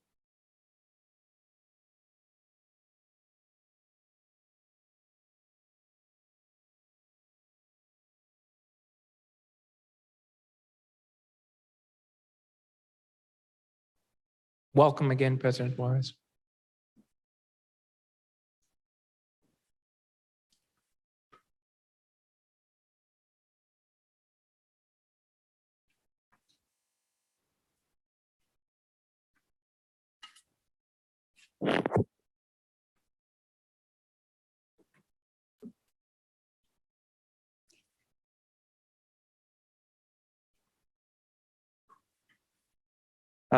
Buenas tardes, nuevamente buenas noches, Presidente Sheffield, Superintendente Trunell, miembros de la Mesa Directiva y Comunidad. Mi nombre es Adrián Juárez, presidente del comité de DILAC, y aquí presente la señora Karen Chumil, vicepresidenta de este comité de DILAC también. Es un placer estar aquí con ustedes y compartir esta tarde. Good evening, President Sheffield, Superintendent Trinnell, members of the board and the community. My name is Adrián Juárez, President of DLAC, and with us today is also Karen Chumil, Vice President of the DLAC Committee. It is a pleasure to be here with you this evening and share with you. En nuestro comité de DILAC estamos comenzando nuestro trabajo y hoy estamos aquí para compartir algo de trabajo que ya está en marcha. Estamos contentos de que el mes pasado de septiembre se ofreció un entrenamiento para los miembros de los comités de ILAC. Nos enorgullece decir que muchos de nuestros padres y algunos administradores asistieron a este entrenamiento. Nuevamente, el 27 de octubre se ofrecerá otra oportunidad e invitamos a nuestros padres y administradores a que asistan a este entrenamiento para que juntos escuchemos de la importancia de este comité y trabajaremos juntos por el bien académico de nuestros estudiantes. In our DLAC committee, we are starting our work, and today we are here to share some of the work that is already underway. We are pleased that the training for the ELAC committee members was offered last September. We are proud to say that many of our parents and some administrators attended this training. On October 27th, another opportunity will be offered, and we invite our parents and administrators to attend this training so that together we can hear about the importance of this committee and work together for the academic success of our students. Agradecemos públicamente el trabajo de la directora Edwige Llamas hacia su dedicación y compromiso en trabajar con nosotros, abogar por los servicios y programas para el beneficio de nuestros estudiantes. Ella tomó la iniciativa de proveer un entrenamiento a nivel del distrito para proveer información del comité de ILAC. Este es el primer de más entrenamientos que ha planeado y agradecemos este enfoque también. We want to publicly appreciate the work of Director Edwige Llamas towards her dedication and commitment to working with us, advocating for services and programs for the benefit of our students. She took the initiative to provide training at the district level to provide consistent ELAC training and information. This is a first of many trainings she has planned, and we appreciate this. En mayo se le hizo la invitación a todos los directores que presentaron los resultados de las encuestas de necesidades que les hicieron a los padres de sus escuelas o las metas que tenían en CIPSA. Para este año escolar, los planteles que no presentaron en mayo ya han sido invitados para presentar en nuestra reunión de noviembre y de antemano les agradecemos a todos los planteles por asistir a nuestra reunión y presentar sus metas y plan de trabajo. In May, all of our principals were invited to present the results of the needs assessment they sent to their parents to inform their goals they would focus on in their SIPSAs for this school year. The sites that did not present in May have already been invited to present at our November meeting, and we thank all of the sites in advance for coming to our meeting and presenting their goals and work plan. Estamos muy contentos que este año han aumentado los planteles escolares que tendrán la oportunidad de participar en el programa de involucramiento familiar PIQUE. Se han identificado 7 planteles y estamos seguros que esto apoyará a que más padres conozcan el sistema educacional y cómo apoyar y abogar por sus hijos. We are pleased that this year we have increased the number of school sites that will have the opportunity to participate in the PIQUE Family Engagement Program. 7 sites have been identified, and we are sure that this will help more parents learn about the educational system and how to participate, support, and advocate for their children. También estamos al tanto del trabajo del Departamento de Servicios Multilingües para ofrecer desarrollo profesional para el personal de nuestro distrito. Sabemos que el proveer estas oportunidades para los maestros beneficiará a nuestros estudiantes. Esta noche también nos da la oportunidad de hacer unas peticiones. We are also aware of the work of the Multilingual Services Department to provide professional development for our district staff. We know that providing these opportunities for teachers will benefit our students. Tonight also gives us the opportunity to make some requests. Les hacemos una invitación, una petición a todos los administradores de los planteles escolares a que asistan a los entrenamientos y reuniones que tendremos durante este año escolar, para que juntos podamos trabajar y apoyar el crecimiento académico de todos los estudiantes y la unión hace la fuerza. We make a request and an invitation to all school site administrators to attend the trainings and meetings that we will have during the school year so that together we can work and support the academic growth of all students. La unión hace la fuerza. Together we are stronger. Estamos al tanto de que se ha identificado un programa para que el entrenamiento para ser voluntario se lleve a cabo en español. Quisiera recalcar algo aquí también, que nos gustaría, aparte del español, creo hay más idiomas también, y si fuera posible también en los idiomas que los padres se sientan confortables también, que no haya una barrera, obstáculo para que ellos puedan ser voluntarios en las escuelas. We are aware that a program has been identified for volunteer training to be conducted in Spanish. He would also like to note that he would like this training be available in other languages so that there are no barriers for any parent that wants to participate and be a volunteer in our school sites. Esperamos que esto se implemente pronto y nuestros padres tengan la oportunidad de apoyar como voluntarios a los planteles escolares. We hope that this will be implemented soon, so our parents will have the opportunity to volunteer and support their school sites. Queremos agradecer el apoyo para incrementar las posiciones de maestros en asignación especial como especialistas de aprendizaje de inglés. Entendemos que ha sido difícil de reclutar estas posiciones y esperamos que el apoyo continúe con estas posiciones que son claves para la implementación exitosa de nuestro plan maestro para aprendizaje del inglés. We want to acknowledge the support to increase the teacher on special assignment positions as English learner specialists. We understand that these positions have been difficult to recruit, and we hope that the support will continue with these positions that are key to the successful implementation of our master plan for English learners.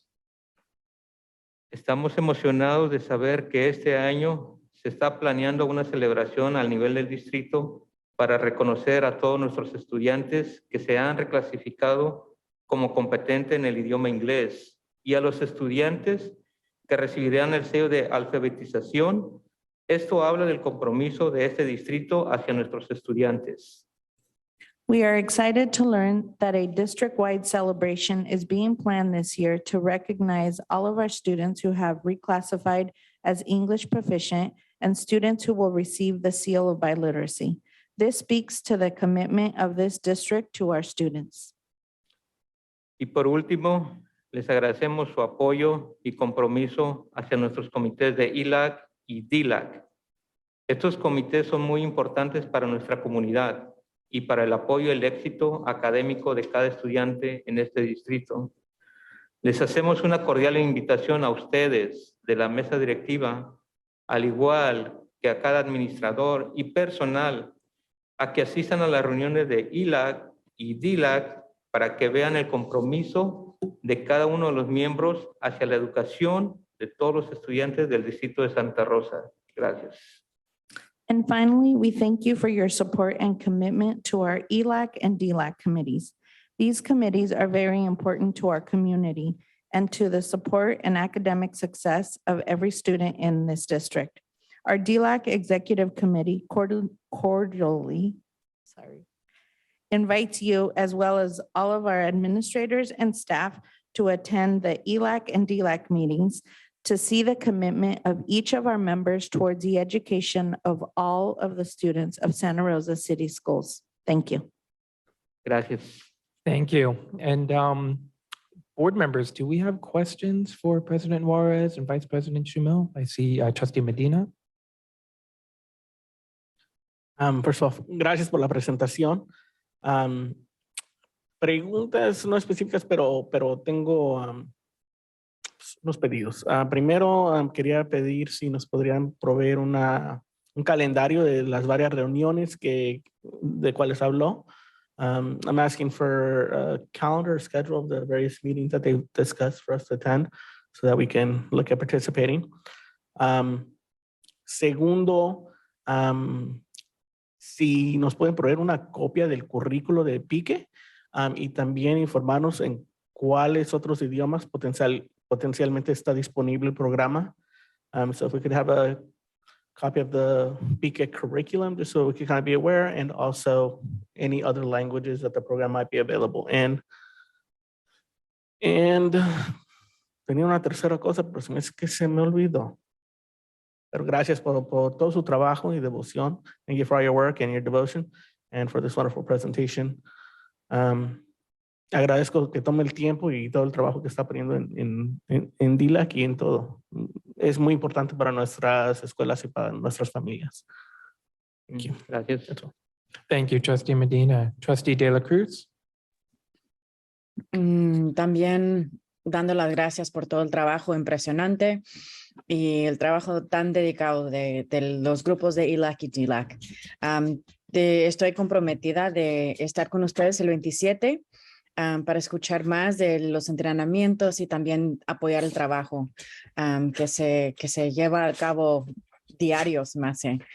So just also joining my voice and thanks for the work of the ELAC and the DLAC for their dedicated work and their powerful work in bringing these concerns to our board. And I'm committed to joining you on the 27th for that meeting and would, like Director Medina, love a kind of longer term calendar to make sure that these opportunities are on all of our schedules with sufficient time to be able to join you. So otra vez, muchas gracias por todo el trabajo y adelante.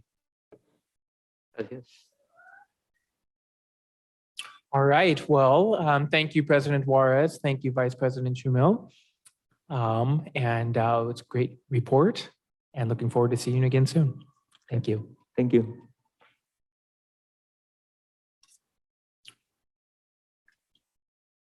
And with that, we will transition over to our E items, our discussion and action items. We'll begin with agenda item E1, action item, approval of a resolution proclaiming of Filipino American History Month. The board will consider approval of resolution 2022-23-27, recognizing October 2022 as Filipino American History Month in Santa Rosa City Schools. Presenting this evening, we have Assistant Superintendent Dr. Castro. Welcome, Dr. Castro. Thank you. Good evening, Superintendent Turnell, President Sheffield, directors, students, staff, and families of Santa Rosa City Schools. Acknowledgement of October as Filipino American History Month began in 1992, done in recognition of the contribution, culture, and heritage that Filipino Americans brought to the United States from the Philippines when they arrived in October of 1587. California is home to over half of the Filipino population in the United States, and the location of historic Filipino communities such as Los Angeles, San Francisco, Stockton, Vallejo, Delano, San Diego, and Salinas, among others. Tonight's requested action is that the board adopt this resolution recognizing October as Filipino American History Month. Thank you. All right, board, this is an action item. Do we have questions? My question is is one that I always ask with these kinds of resolutions, which is, how are we making sure that our resolutions are actually also included in the way that we're teaching in our curriculum, and making sure that these resolutions are reflected in what our children are learning. As a proud Chicana and a daughter of the United Farm Workers Union, it took a long time to make sure that the stories of the Filipino labor leaders who really were the driving force behind the historic Delano grape boycott were told to the rest of California and to the rest of the country. And so I think, making sure that we're elevating these concealed stories and making sure that we're shining light on these important leaders and these really powerful contributions that our Filipino American community members have added to the wealth and the health of our overall lives and our experiences as Americans. So I just would love to know, how we're building this into our curriculum. Thank you for your question. I think, and this was, like you said, something you brought up before, it really takes an intentional consideration in everything that we do when we're looking at data, when we're looking at the decisions that we're making. One of the examples you saw in the presentation right before mine is really taking into account not only the largest populations that we may have that need translation or representation, but really calling that out and really thinking about them. And so you saw the president of the DLAC tonight actually saying, we want to always take into consideration populations that may need translation, that may need intentional consideration when we are making these decisions. So it's something that's a regular part of our practice, something that we can always do better at, because there are always marginalized and underrepresented communities out there. But it's something that we're committed to. And like I said, it's something that we do intentionally as a part of our data analysis and the decisions that we make.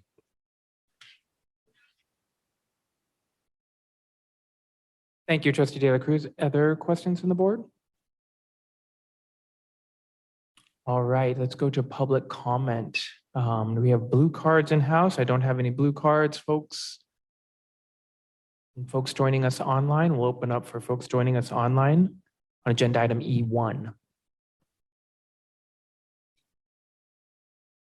Online via Zoom that would like to comment on agenda item E1, please raise your hand.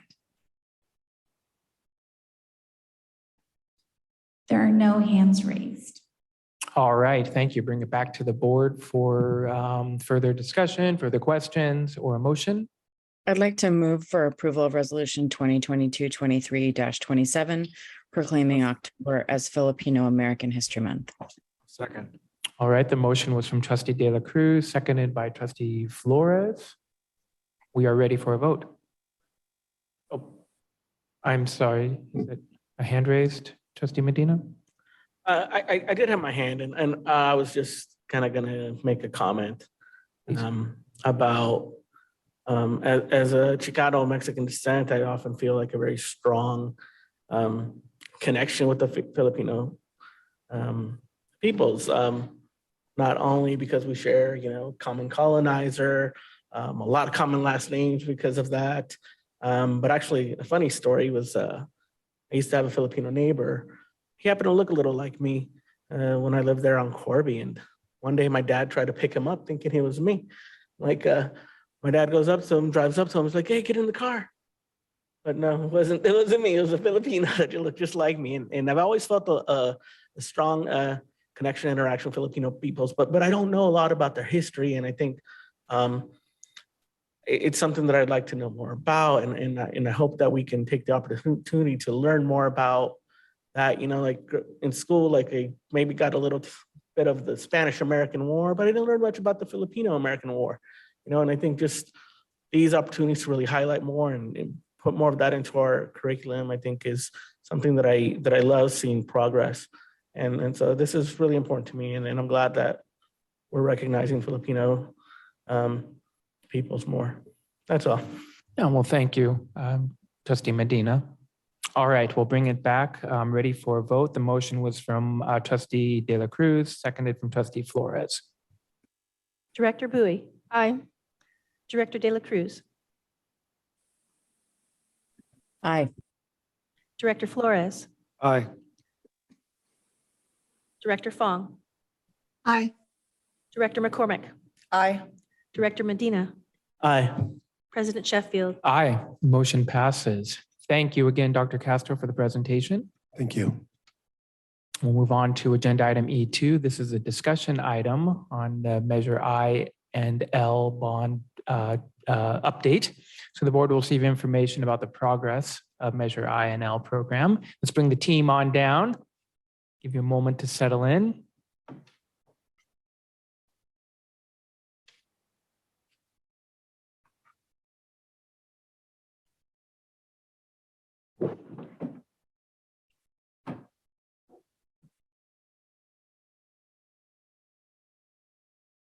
All right, turn it over to you, gentlemen.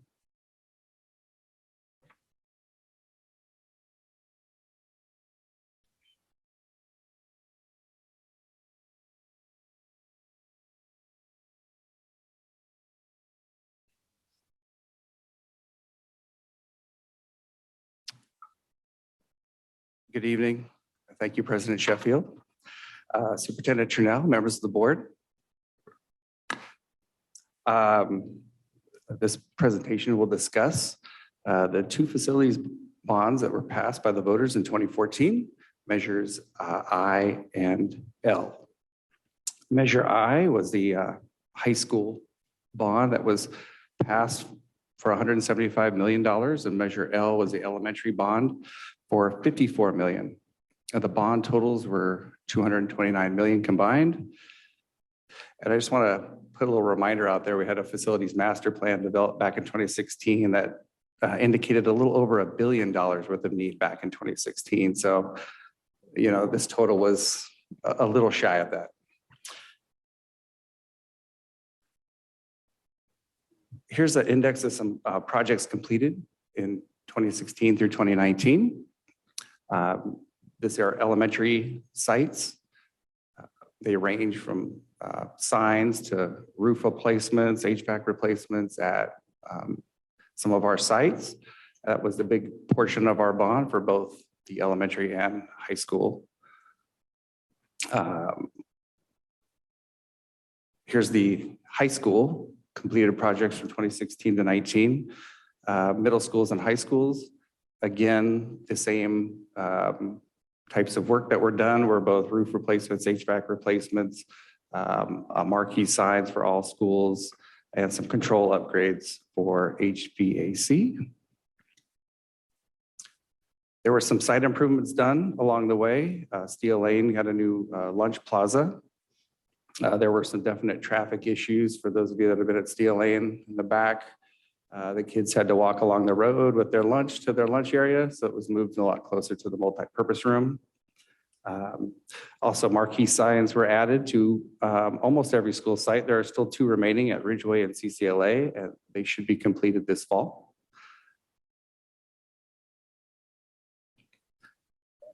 There were some new building additions. Proctor Terrace got some new boys and girls restrooms that were sorely needed, as they only had a single restroom on that site. And Hidden Valley got some new portables that were there to accommodate the satellite campus that burned down during the Tubbs fire. Something that was not added to this was the Arch Charter School was a new addition of site back in 2016. Our 5 high schools got new track and fields. There were some safety issues with the existing old turf fields and tracks, and it was decided that from a safety standpoint that they needed to be replaced and upgraded. So those were done. Also not listed quite here was the our lock and hardware for our doors. That was also a great safety feature that was done with this bond fund. We had a little over $3 million spent to upgrade all of our hardware. We now have new door hardware and a new secured keyway and new Columbine locks on all of our classroom doors. A big theme of this bond was roof and HVAC replacement.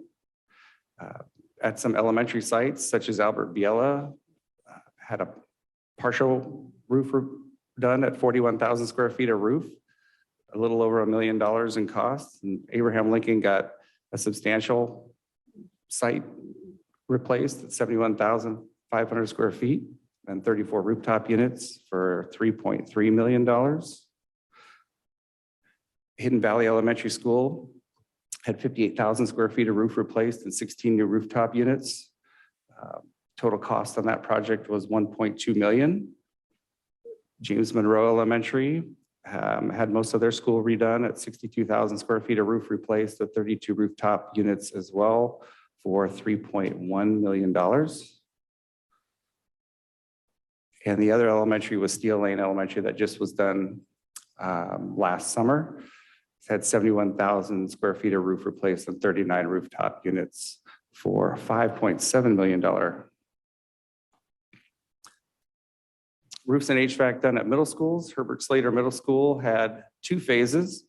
Phase 1 was, I believe, back in 2016, 2017 over the gym. So only about 18,000 square feet of roof.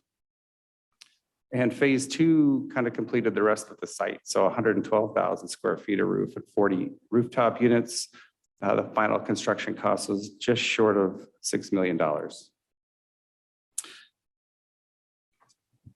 Comstock got a significant portion of their roof replaced for 116,000 square feet of roofing with 68 rooftop units for a total cost of a little over $5 million.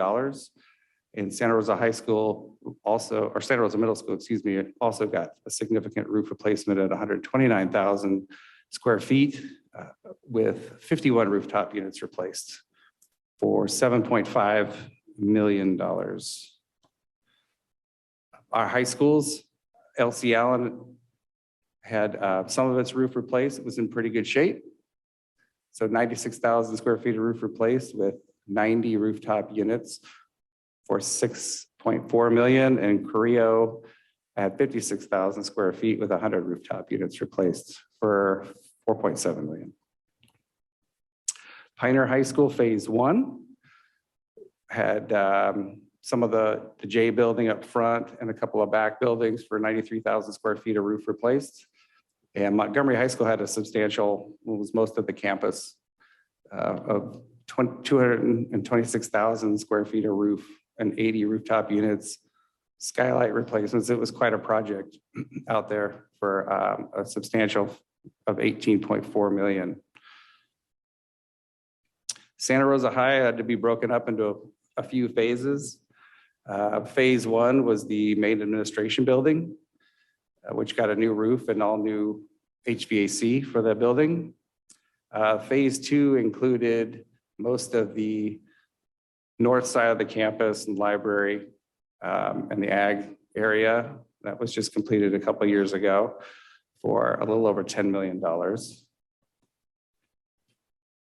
And Pioneer High had a second phase, which kind of took care of most of the rest of the campus. And it was just finishing up just this last summer and into the school year. So there was 166,000 square feet of roof replaced with 78 rooftop HVAC units. But the price at this point is not finalized. The closeout is still being worked on. We hope to have that for you at our next bond update. So some proposed schools for this coming summer, 2023. Brook Hill Elementary School. That's 45,000 square feet of roof that we're talking about replacing in 28 HVAC units.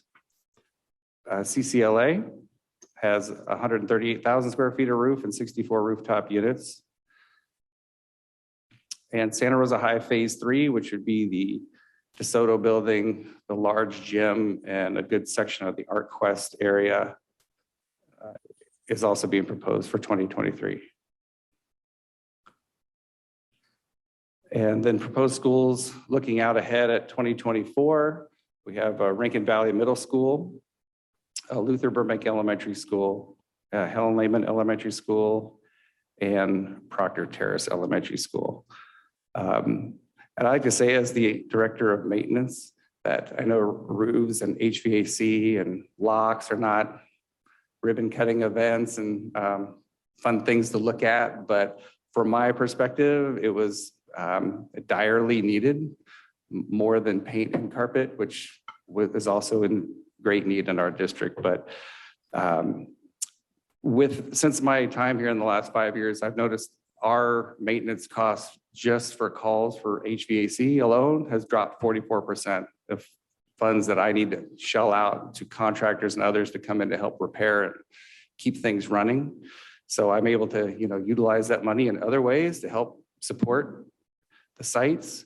Our work orders are also down for leaks and HVAC calls. So that also helps us attack other things in the district that are needed as well. So also having these new HVAC systems really helped us from the pandemic return to school, right? I mean, we had some really great systems, efficient systems that run properly so that people felt a little more confident and comfortable coming back into school. So those HVAC systems were critical in my estimation. So I'll turn it over to Adrian to talk about technology. Thank you, Eric. Everybody can hear me?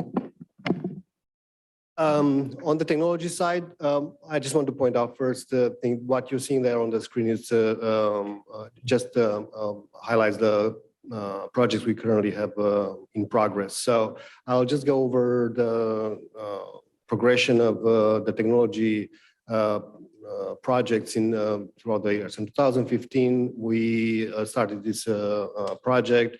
We saw the need to build a network infrastructure because it was almost inexistent in the district. So we tagged that very quickly. We provided wireless access for most sites, just enough initially to make sure that we can now provide access for the students and staff to the internet. While we were building the big project, we were coming through with the cabling and then with the network equipment. So by the end of 2016, we were done almost with all sites with the network infrastructure, just building the foundation.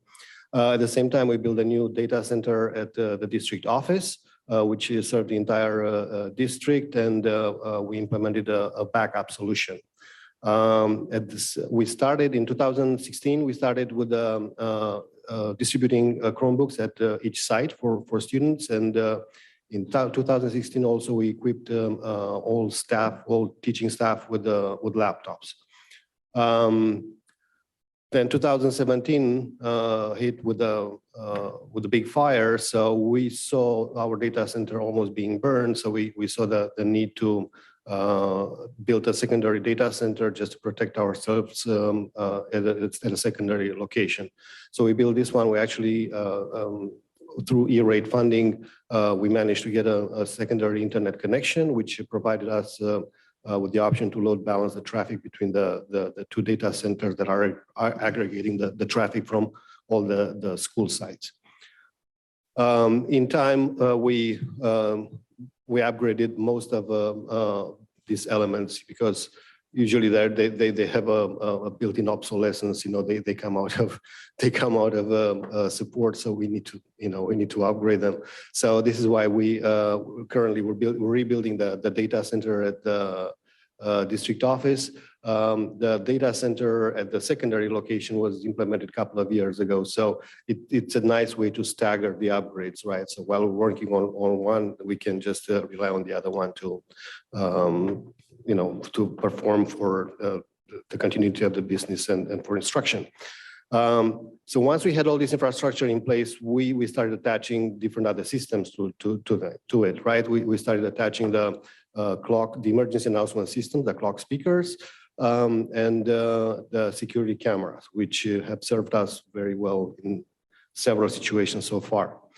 So at this point, what we're seeing here on the screen, these are the projects we're currently working on, right? So one of them I just mentioned is the district office data center refresh.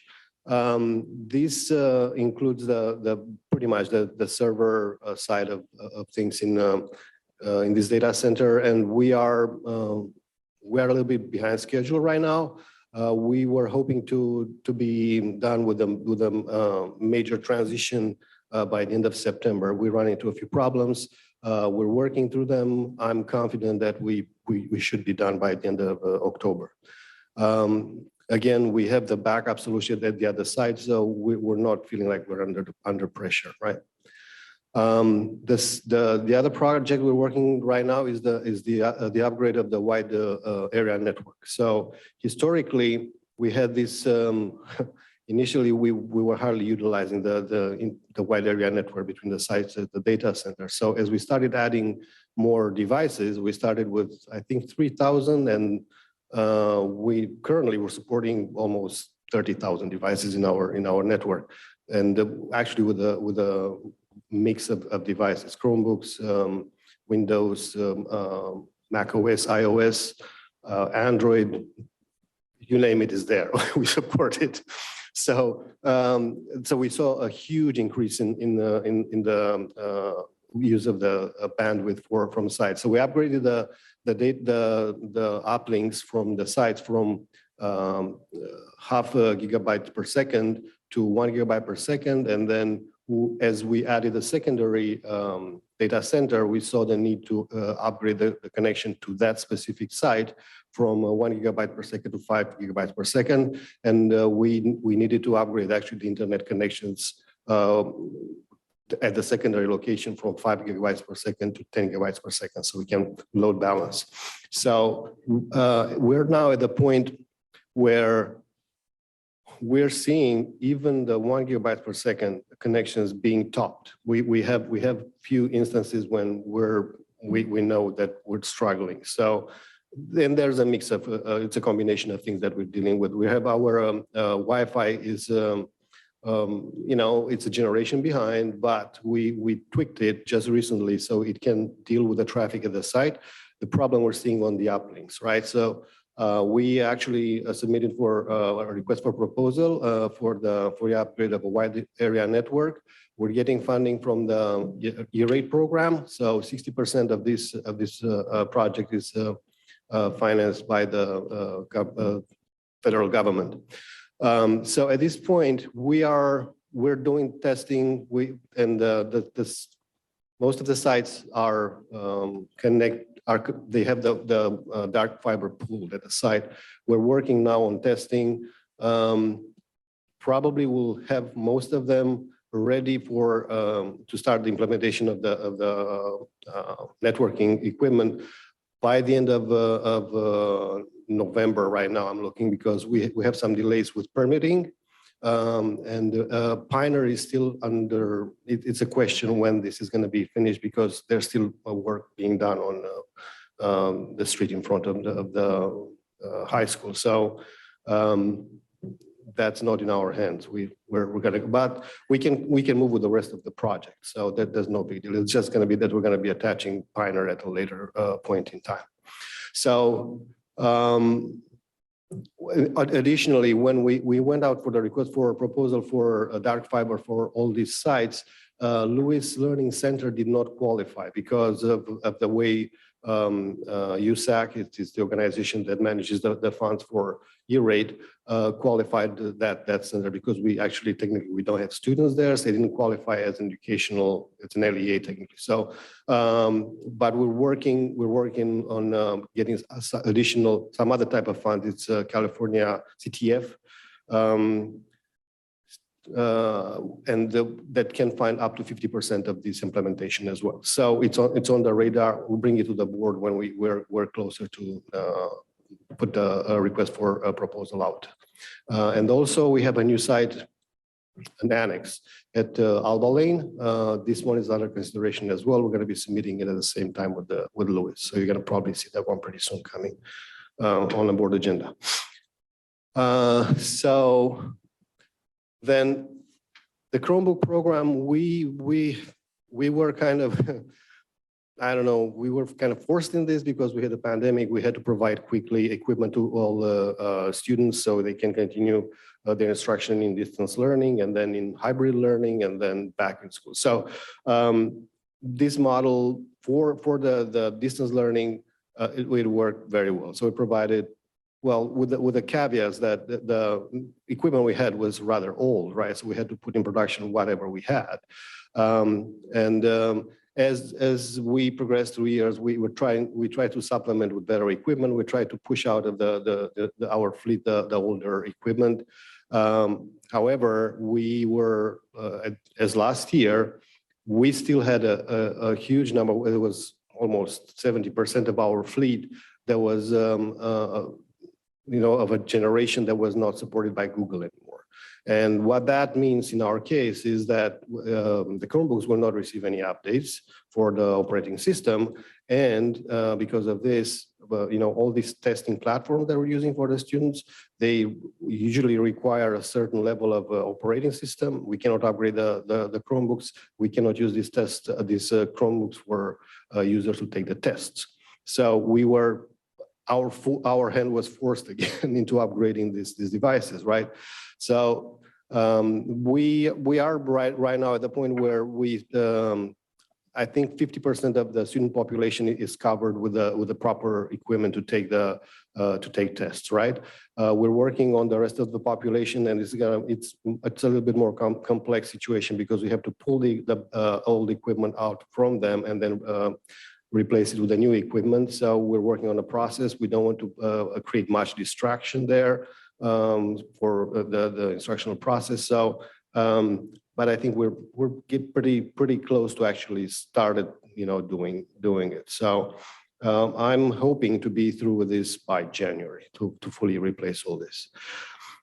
So that's the part about the Chromebook program. So as you can see, the classroom technology project, which means installing some display projection device, which right now we're looking at 75-inch TVs, wall mounted, and a voice amplification system, and we want to connect the two. It's on hold because the money that was earmarked for this project, we actually had to spend on the one-to-one Chromebook refresh.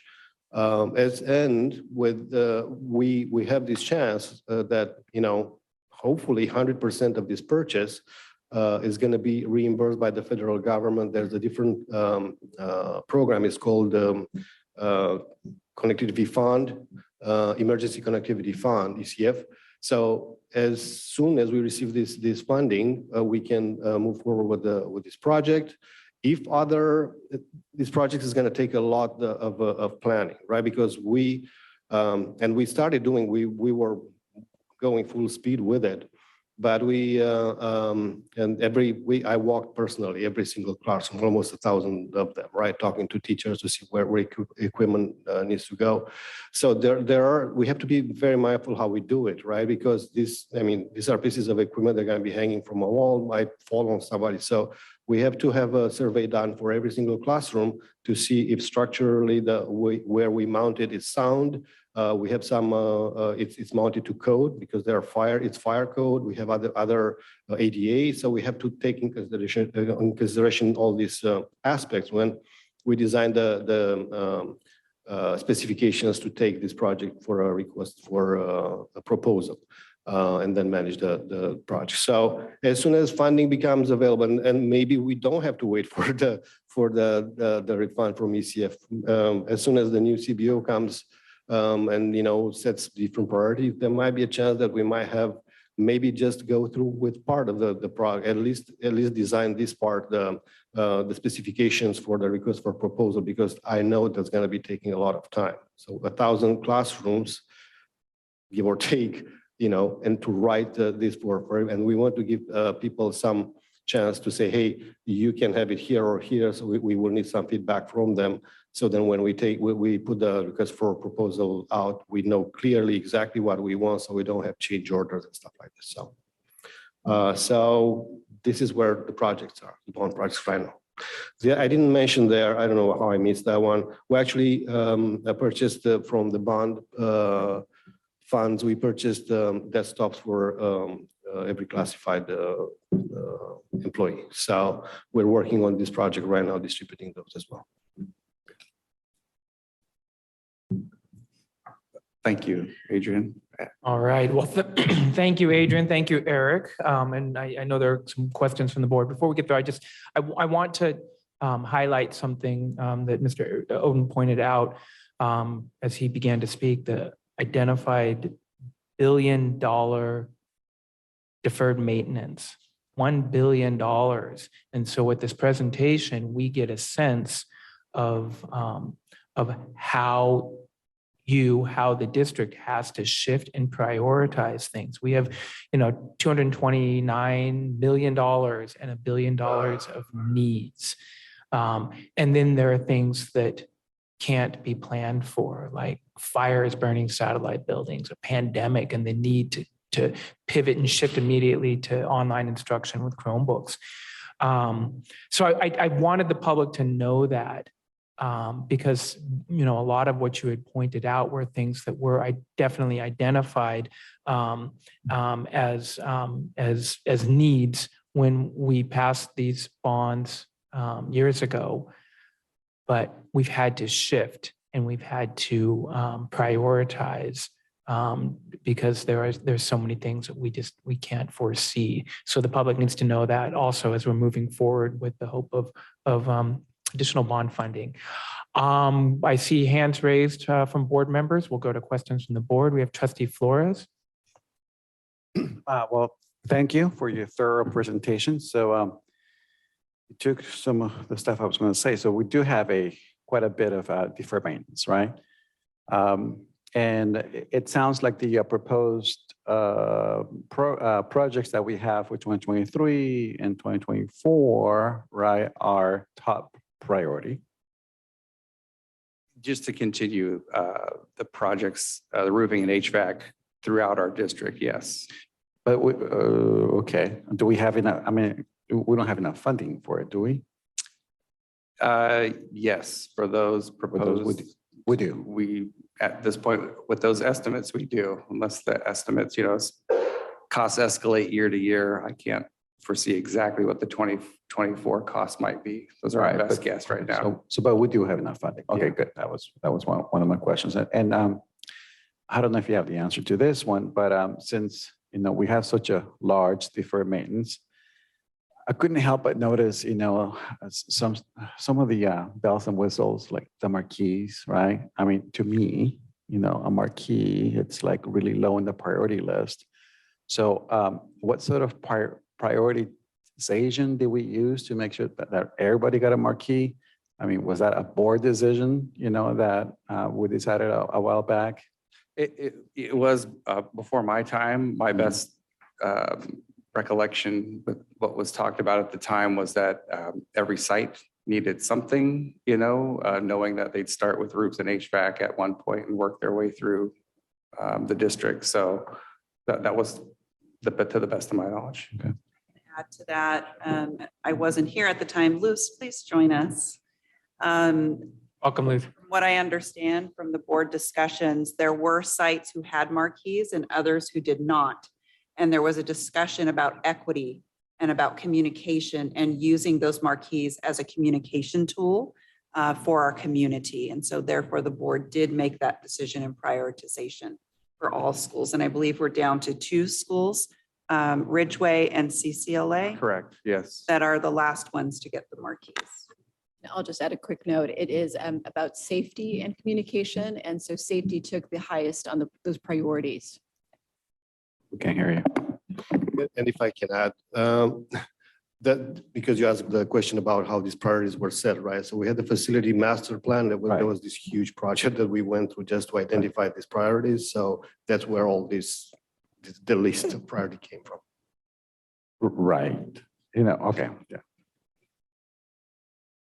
And there were a couple of elementary schools like Brookhaven and Luther Burbank that they only received, a marquee sign. Are those relatively, in good shape in terms of HVAC and roofing? Well, yes, as a priority list, they were better than the others that had been replaced so far. And that's why they are proposed upcoming projects. And When are we doing the bidding process for the 2023 and 2024 projects? Yeah, so CCLA was just advertised yesterday. Actually, it's out for bid right now. And Santa Rosa High Phase 3 and Brook Hill Elementary are still in DSA at the moment, and we're working through that process right now. So hoping very soon. Okay, and these fall under our new PLA system, right? Yes. Yeah. Yes, they do. Thank you. That's all the Yes. questions I have. Thank you, Trustee Flores. Director Bowie? Thank you for your time. Similar to Director Flores's questions, I was wondering if we hired specific people to evaluate these school sites, or how did we specifically determine which schools needed the least or the most amount of maintenance? Yeah, there was, it was before my time, but there was a roof assessment done for all sites. And there's a giant binder in my office that kind of goes through every site. And then our priority list was created by those who were running the bond program back in 2016. And that started that process.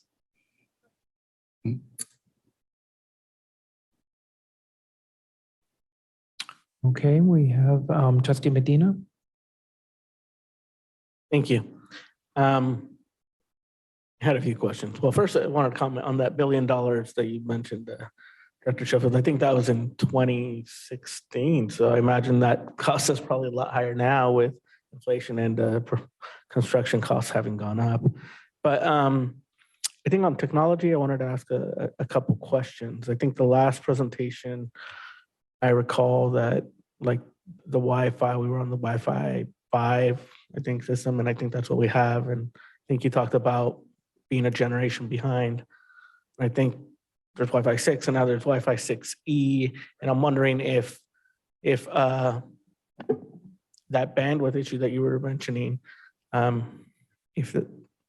would benefit from upgrading our Wi-Fi infrastructure, and how costly would that be? So right now we are in between worlds, so to speak, right? I mean, Wi-Fi 6E, which is the next generation, right after Wi-Fi 6. And I remember the conversation we had because you named it 6, and in my mind it was 802.11.AAC. So it's like it was a misnomer to me. Anyway, so yes, right now I would say 99% of our fleet of devices would not take advantage of 6E, right? 6E, the new Wi-Fi generation, it's still relatively young. And I think with what we currently have in place in our schools, our Wi-Fi infrastructure, and with the tweaks that we have just recently done in our Wi-Fi infrastructure specifically, I hope we can hold for another couple of years, right? I'm hoping by that time technology will mature more as we bring in more new devices that actually now have a 6E type of wireless cards now that can take advantage of that technology, right? Then we can make that migration.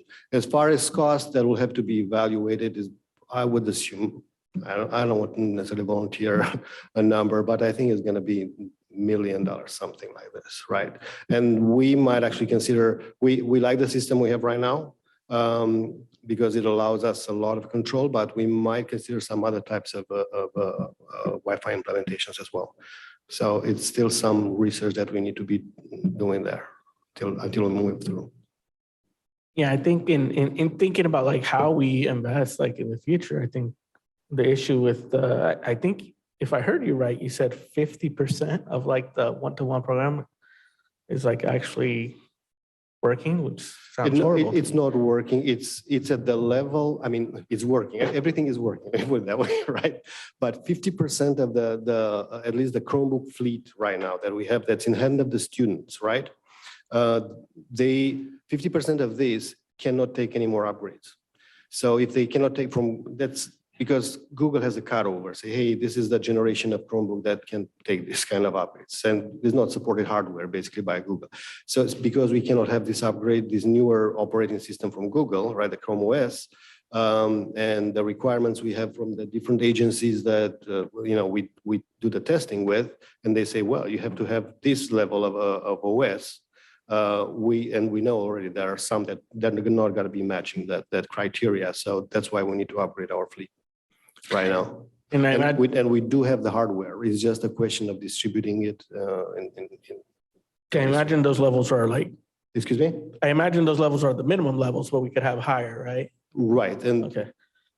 And so I'm just, these are things just for me to be able to keep in mind in the future. But as we assess future needs, and I think with technology, I think collectively as a board, I think we really need to be like forward thinking. How do we make it last longer? Because technology is constantly changing, memory requirements and everything. So it's, and it's usually a lot more expensive to buy it. But I mean, I don't know if there's some sort of formula that could calculate like, if we pay more now, would it last longer? Like what would be like the cost per year or something like that? Something that we could consider in the future as we make decisions. I think it'd be good to have. The one thing that and I think Micah Carlin Goldberg brought up some issues on the assessment of old technology and the Chromebooks and stuff that you mentioned. I'm wondering if there is some sort of assessment that we could see kind of like on like a school basis to see like, are some schools like worse off than others in terms of where their needs are? Can we get some more information around that? You're talking about use of Chromebooks, right? And the Chromebooks and availability of this technology in general, the ones that could still be upgraded and the ones that can't. Right. And just in general on the construction and stuff as we move forward, I'm wondering, and this is more like in the spirit of collaboration moving forward, what process is there to like really prioritize the needs? Is that like a specific internal process and who's involved? And I would like to learn more about that. It doesn't have to be now, but in the future, how could we be more inclusive so that we have everybody heard? Because I think that's been an issue that's come up. So to me, that's very important, and I'd like to see what like how costs have gone up over time. I was looking at the numbers you were throwing out like on year by year, and I was just curious, like what was the cost by square foot at each point in time, and how much did it increase? Because I think that'd be interesting to know, because I think it would just feed my curiosity and impact prioritization of different types of projects. I think that's all I have at the moment. All right, thank you, Trustee Medina. Trustee Flores, has your hand raised again? Oh, sorry. Okay, I'm sorry. Trustee Fong? Are we in discussion or it's questions? Questions, please. Okay, I'll wait. Thank you. All right, we will go to the public comment, and we do have a blue card from Micah Carlin Goldberg.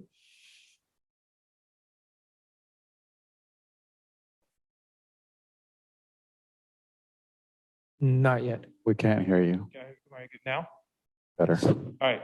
So I had the honor of being the Steel Lane Elementary representative to the District Technology Committee that existed before the pandemic, which, as far as I know, hasn't come back since then. But we were brought in order to advise on technology and what we actually needed in the classroom. And hearing from teachers at other sites, there are still teachers who don't have a display device that works effectively in their classroom, i.e. they don't have a projector or a TV that works right. We got nice new computers. Not everybody can connect to their display wirelessly with an Apple TV. Chromebooks are awesome. I love that I have a class set in my room. We use them every day. Could I teach without them? Yes. Could I teach without my document camera and display? No, at this point. I love the fact that we have one-to-one. It gives us so many opportunities, but we cannot ignore the needs of the actual instruction. Every teacher needs to have an iPad and an Apple TV or a document camera and a display and a computer. And we've got partway there, but the second part of that is on hold. When I was working with Adrian over the pandemic year and previous to that with the technology committee, what was it? It was there was a projector hanging from a ceiling on chains with a trash can, if I remember correctly. I don't know if that's been fixed yet, because I'm not part of Adrian's team right now. I'm back in 6th grade, well, 5th and 6th. So putting that on hold is going to have a big impact on people actually being able to effectively teach in their classroom. And I don't know what it looks like at other sites. At Steel Lane, we have had to move the TVs that we have around to different classrooms because not every room still has a TV. There's still a couple that were short. And so as the rooms that are being used get changed, we're having to actually move the display devices in order to have something to teach on. So I think we do need, like President Howell said, we need the teacher technology, what we teach with, to be upgraded and make sure that everybody has what they need. Thank you. Okay, I do not have any more blue cards. We'll go to folks joining us online. For members of the public joining us online via Zoom that would like to make a comment on agenda item E2, please raise your hand.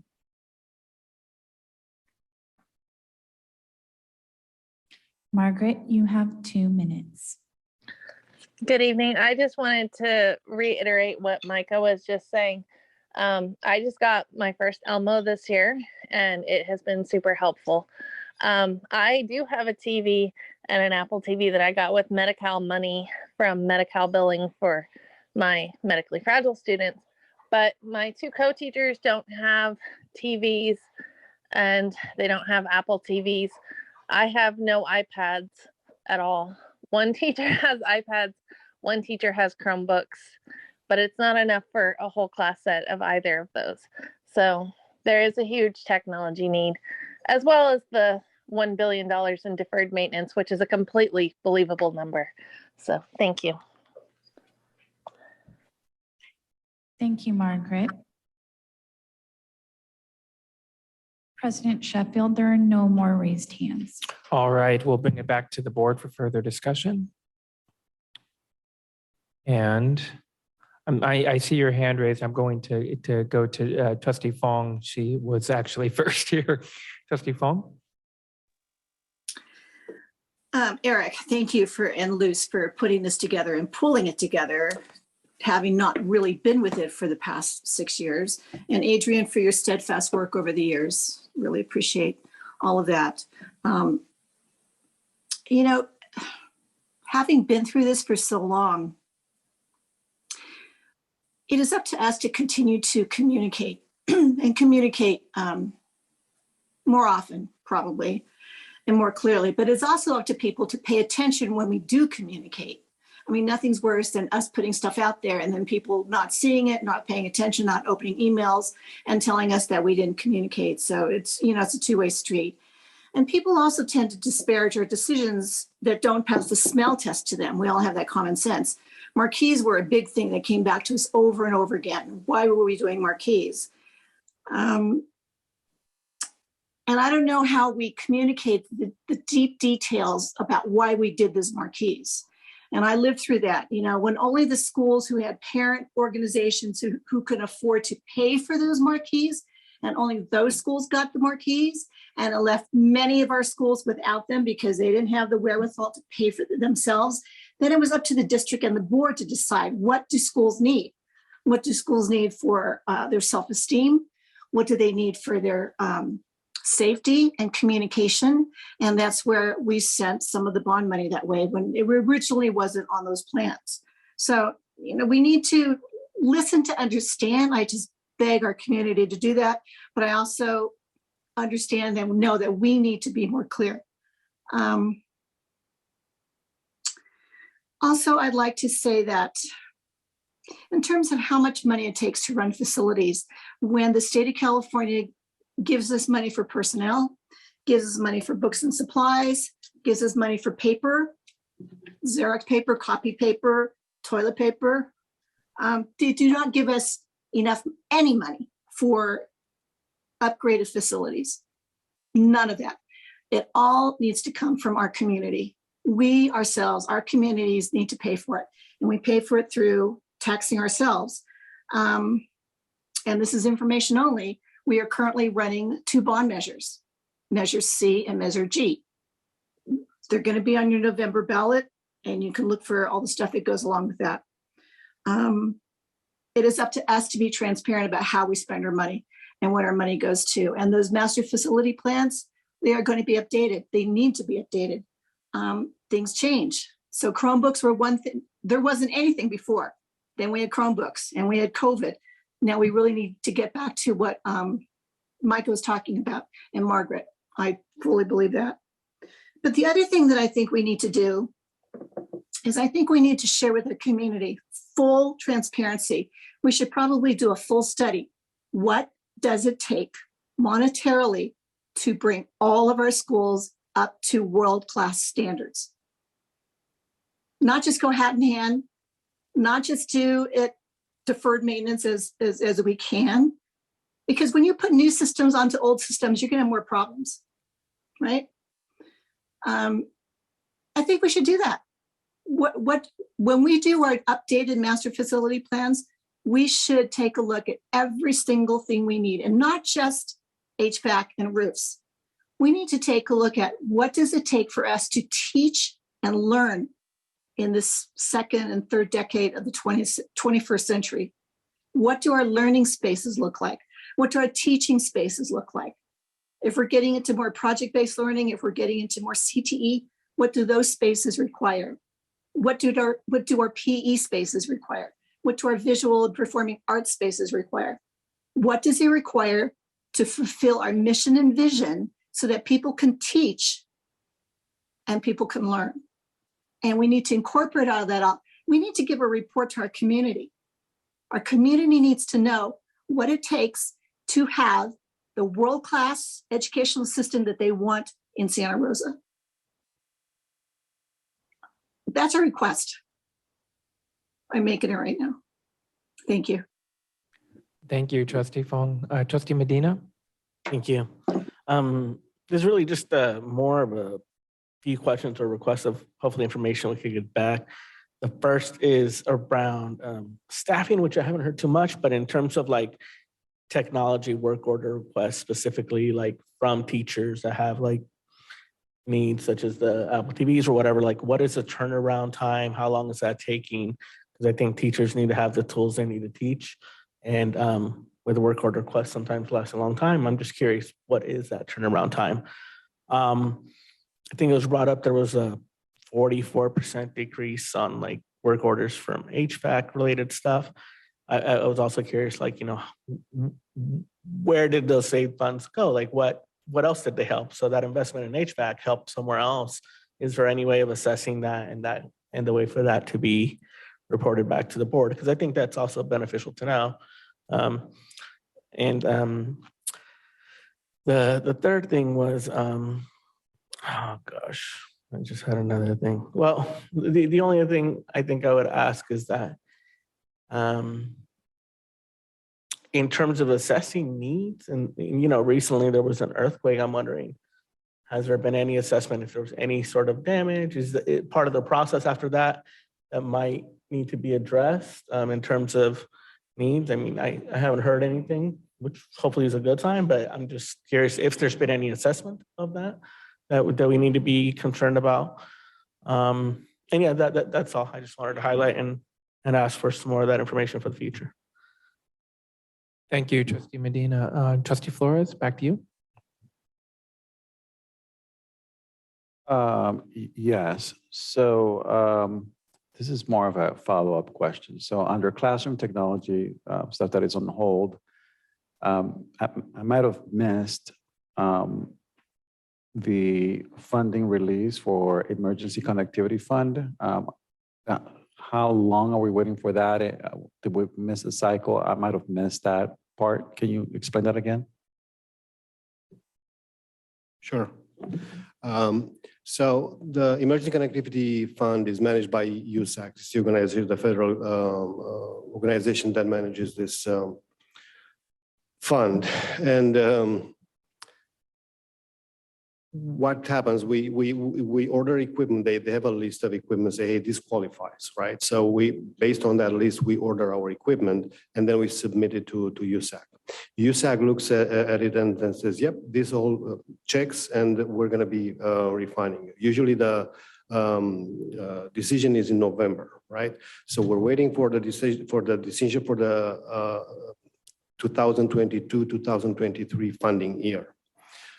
Now, if they say today, or I don't know, November 1st, yes, you are funded, we still have to submit a lot of paperwork back to them to actually receive the funding. We have to send them the invoices, and there's another process they have there. They check that one and then eventually release this funding. And just to give you an example, we're still waiting for funding from 2021 to 2022. So we submitted for $2.5 million funding, and they just requested some invoices for $700,000. So, and we don't know exactly when we submitted this, probably, I don't even know when, 2 months ago, and still didn't receive anything. So it's a process that we cannot control. I'm not sure exactly when I'm going to get that money back. So we have no allocation in our budget for classroom technology projects. So when I started the project, we're at the mercy of the emergency connectivity fund, or do we have funding allocated for this at all? So initially we had the 5.5 million was allocated for the classroom technology project, right? And then we spent this year towards the Chromebook project, right? The one-to-one Chromebook refresh. We spent 4.3. And it's in I think it was in May 16 when this went to the board for approval, right?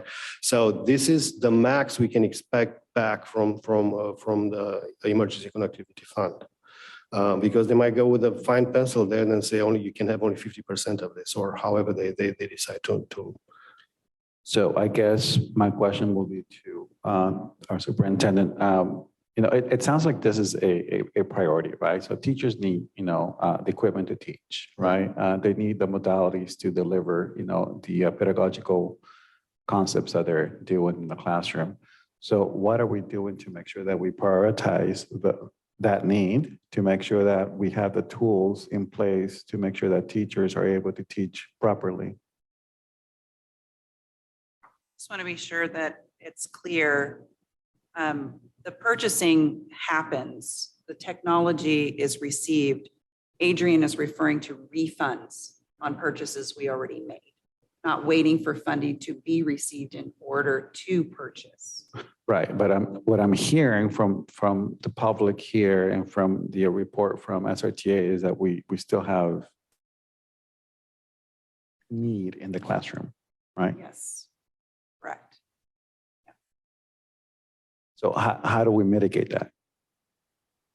We have to reprioritize funding that's been allocated in other ways, which could mean money being taken from programs, for example. Okay. Just as an example, we would have to look that over with you. Okay, all right.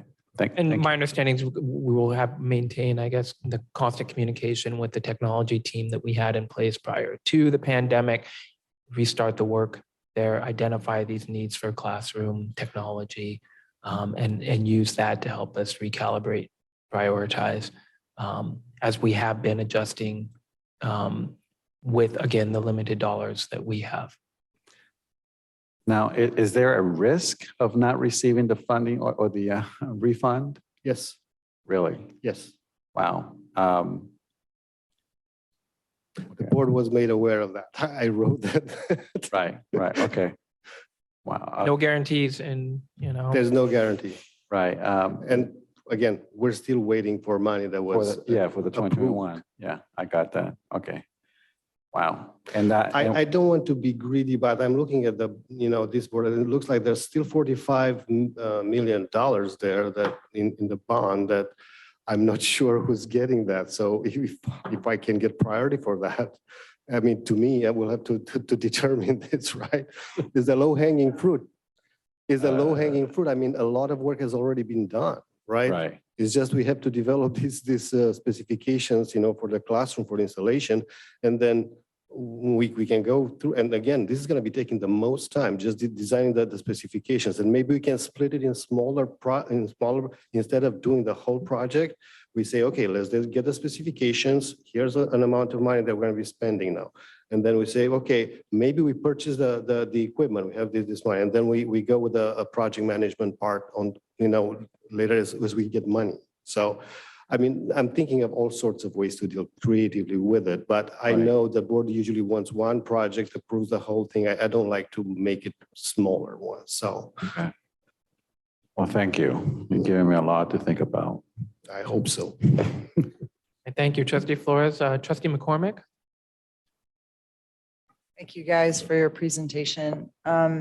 Just two quick questions. One, earlier in your presentation, you talked about, could you remind me what you said about a project at Pioneer being incomplete or being postponed or rolling over into the next phase? Can you remind me again what that was? Yeah, it was just, we didn't have a total final cost yet. It's Okay. not closed out yet. Okay. It's done, but there's. This is the roof, The roof, Yeah, yeah. HVAC, yeah. Okay. And do we have a approximate timeline on that, or? It's going through the process right now. I imagine we'll have it within the next month to 6 weeks. So in the next update we do, it'll have final costs. Okay, great. And then I was talking to an ELAC parent that a long time ago, probably in the development of the master plan for these bonds. One of the big discussions that they spent a lot of time on was bond money being used for the removal of old and decrepit portables that just need to be removed. I saw somewhere in the presentation that there was a portable went away and upgraded, maybe it was restrooms or something like that. Did that happen, or was it the roofing and the HVAC that kind of got prioritized, and this is something that's going to move forward in our master plan? Yeah, I talked about two portables. One was a restroom Yeah. at Proctor, and another from the satellite campus that burned, and then new portables added to Hidden Valley.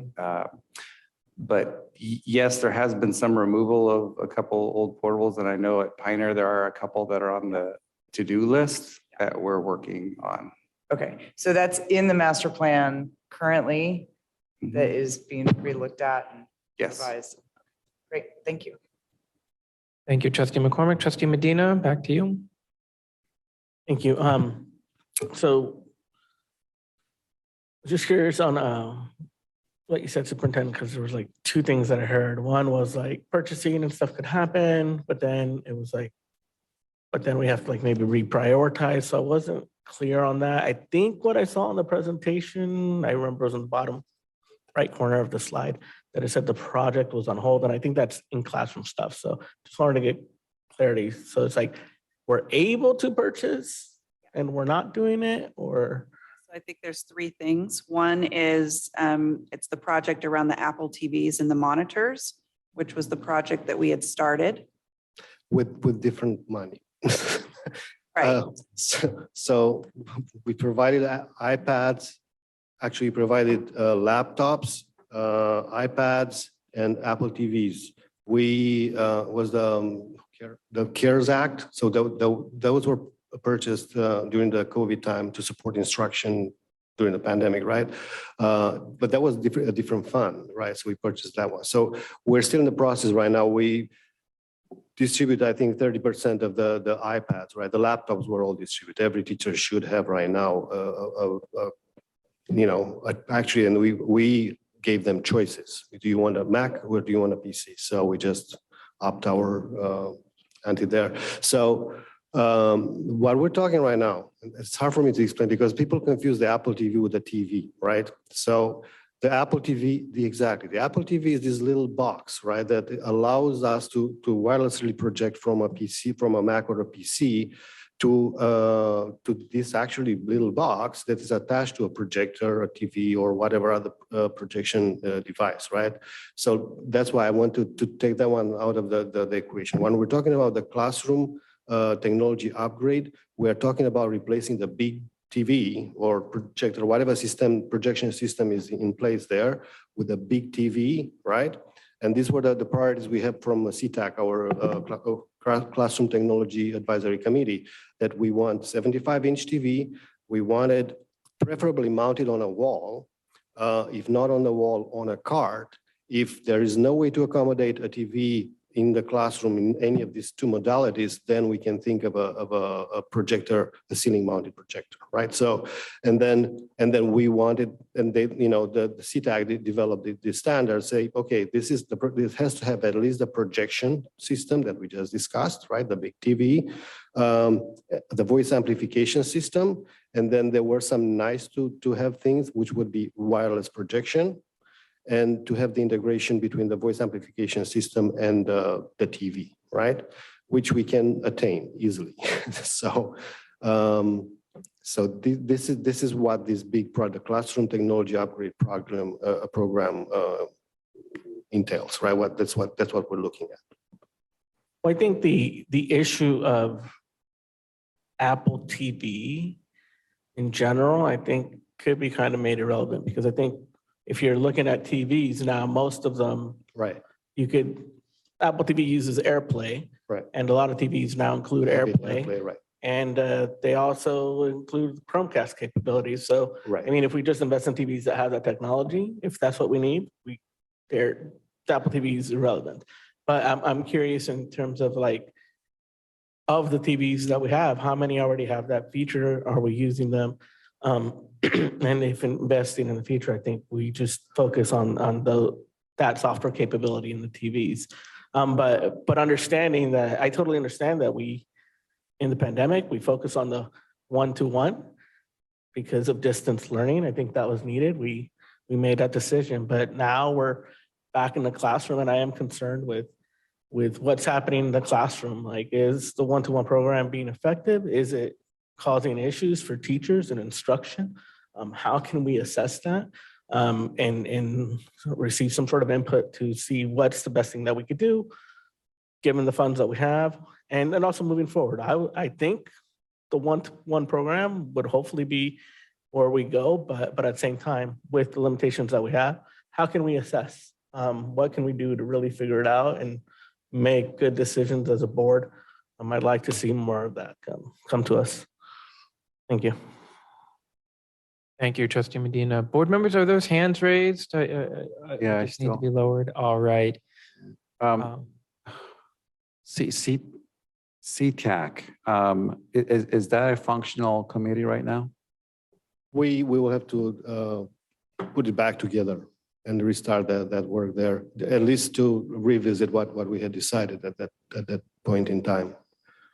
Okay, so one of the things I think I mentioned before to this board is that as board members, we have not been as involved in committees and ad hoc committees. I mean, this is very unusual for us not to be involved in that level, right? For board members to be, a little bit more involved in technology, in a lot of different committees, budget committees, financing committees, right? So I just would like to say this or reiterate this again, that I think it's important that we start sending, different board members to different committees. So we have, that communication.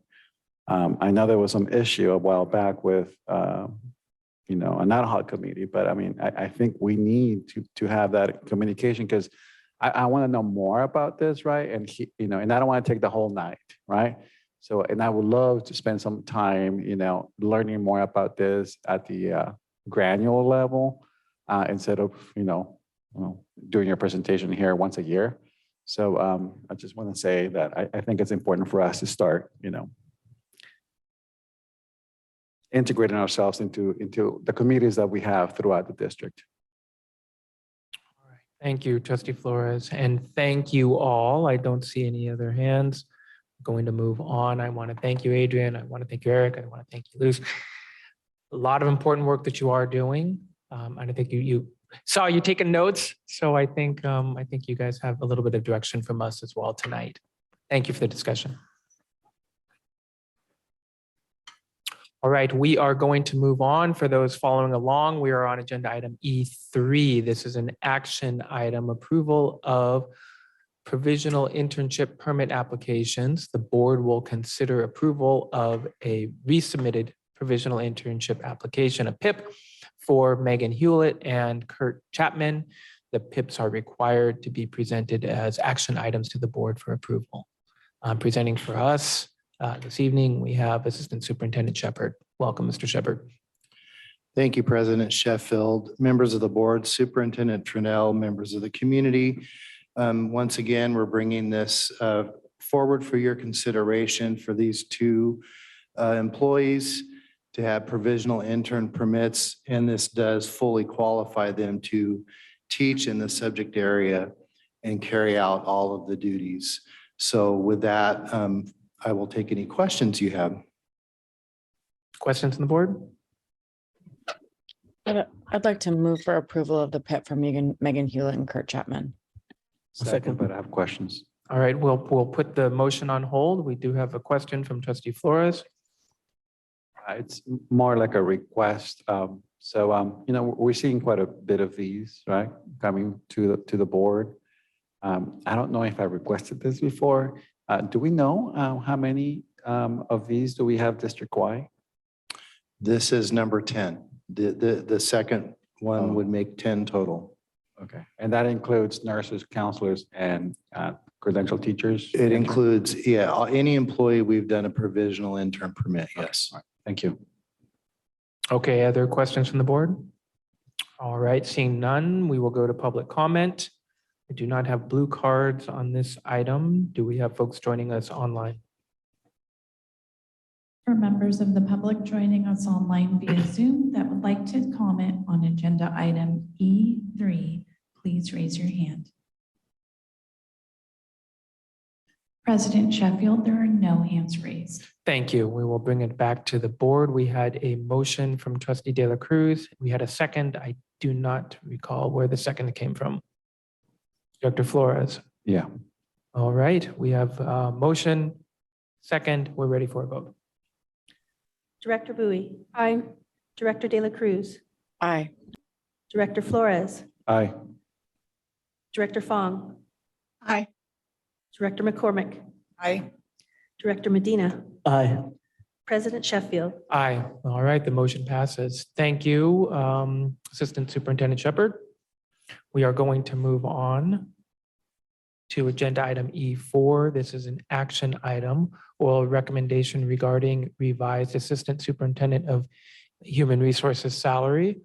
The board will consider approval of the revised contract for Michael Shepard as Assistant Superintendent of Human Resources, effective retroactively to July 1st, 2022. Superintendent Trinnell, I turn it over to you.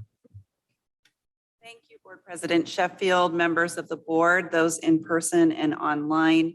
As you may recall, we brought forward this particular contract in June of 2022. This is a request of the board to consider a revised contract for Mr. Shepard. And I'd like to do an oral reading now of those pieces, specifically considering a salary increase of 4%. So that the contract states that the assistant superintendent's salary for the 22-23 fiscal year will be $179,614. The other elements of his contract did not change, but for the record, I will read that the work year for the assistant superintendent shall be 225 days. The contract provides the assistant superintendent with the same access to health, dental, and vision benefits as other management employees. And finally, the contract provides for $3,600 as annual reimbursement for automobile related expenses. There is a financial impact for the 4% of $69.08, and it is commensurate with certificated bargaining unit and certificated management increases that were received for 22-23. I will note that over 2 years, this position has not received an increase. Certificated bargaining units and certificated management actually received over 2 years 10.5% increase, and I am requesting a 4% at this time. And I will hand it back to you, Board President Sheffield. Thank you, Superintendent Trunell. Do we have questions from the board? This is an action item. Board members, seeing none, we'll go to the public. We do have a blue card from President Lehman.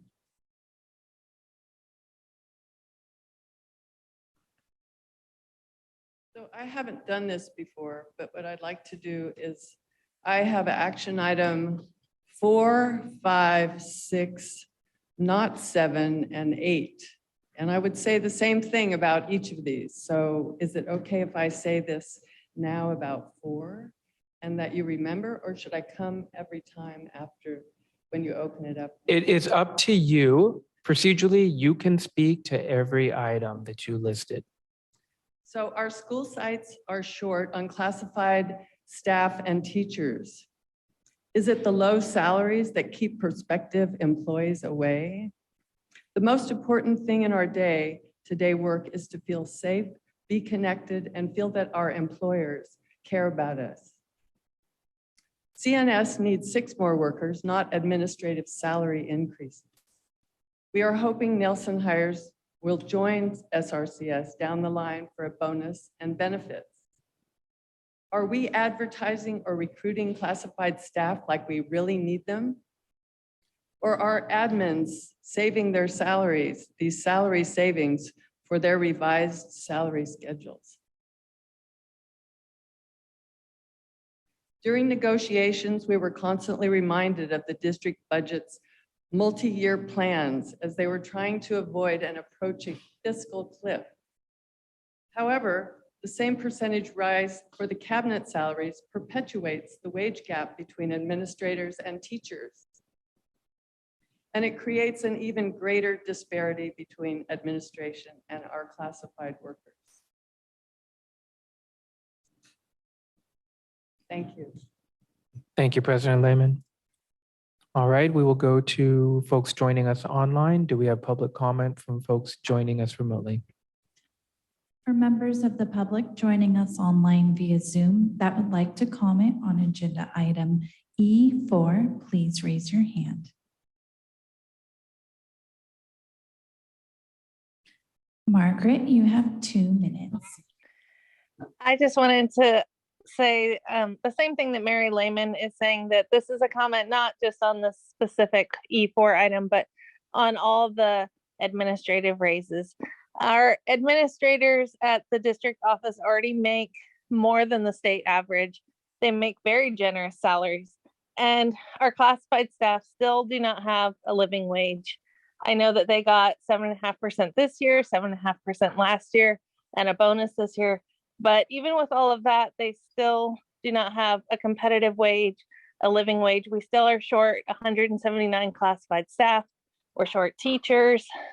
We just need to put our money into the classrooms where the kids are, provide assistance, provide resource specialists, provide all these things that the kids need, and not just be throwing more money on top of these already very generous salaries that these people have.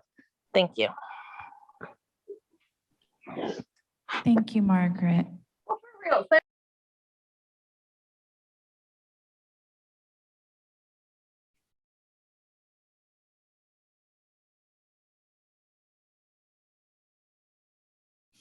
Do we have other folks joining us remotely who wish to speak to this agenda item? We do. I'm having a technical difficulty. All right, I think I see Ashley. Let me, yes, it's asking me to promote her to panelist, so I will briefly do that so she can speak. Great, thank you. Ashley, you have 2 minutes.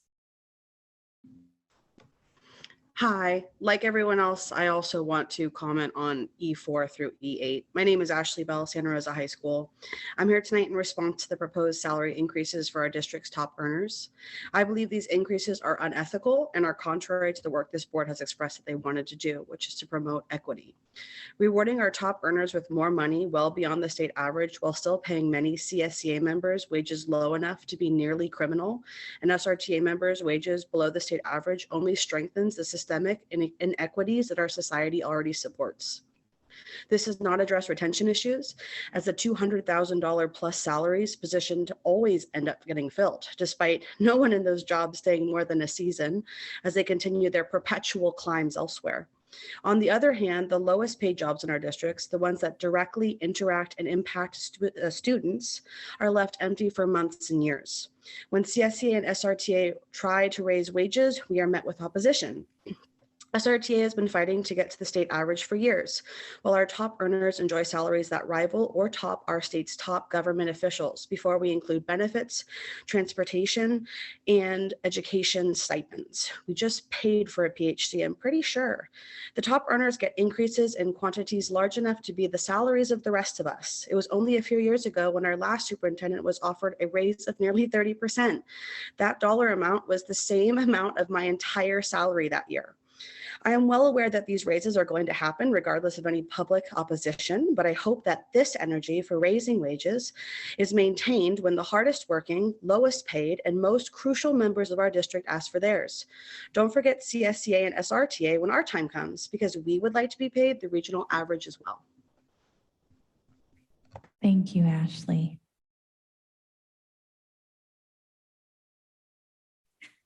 President Sheffield, there are no more raised hands. Thank you. All right, we will bring it back to the board for discussion, further questions or a motion.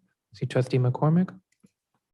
I'd like to make a motion that we approve E4 or the oral recommendation regarding revised Assistant Superintendent of Human Resource salary discussion. Do I say all that?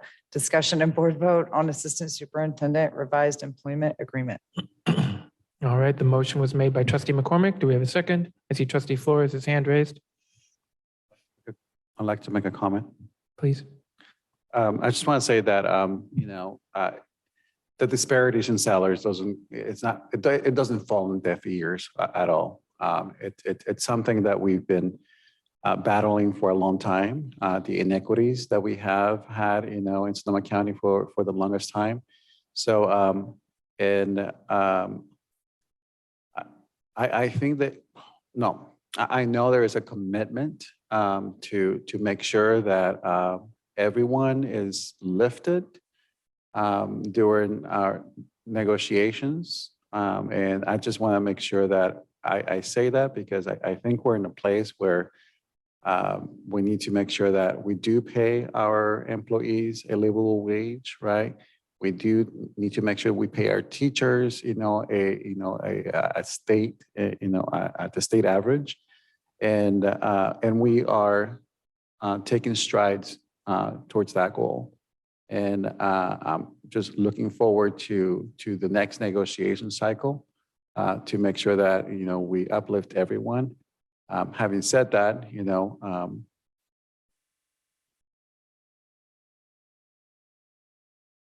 we need to be mindful of what other priorities we need to, take into account, right? We prioritize our educators, our classified, and our budget, there's a saying about, show me your priorities in your budget, I'll show you what, my district cares about. And I think you'll see that in the next cycle that we are prioritizing our classified and our teachers. So I just want to say that, and I look forward to the negotiation cycle that is coming up. Thank you, Trustee. Do we pay you enough? I don't think so. Okay, so I just want to say that. Do we pay teachers enough? I don't think we do. Okay, so, but we're working together to make sure that we get to that point. Trustee Medina. Thank you. I definitely echo everything Director Flores just said. It does not fall on deaf ears. Do we pay enough? No. Can we pay more? It's very difficult. But I debate whether even to say this because I'm very frustrated. When I brought forth my resolution on the minimum wage, and I met with CSEA leadership, individually. It was basically because of that it was stopped.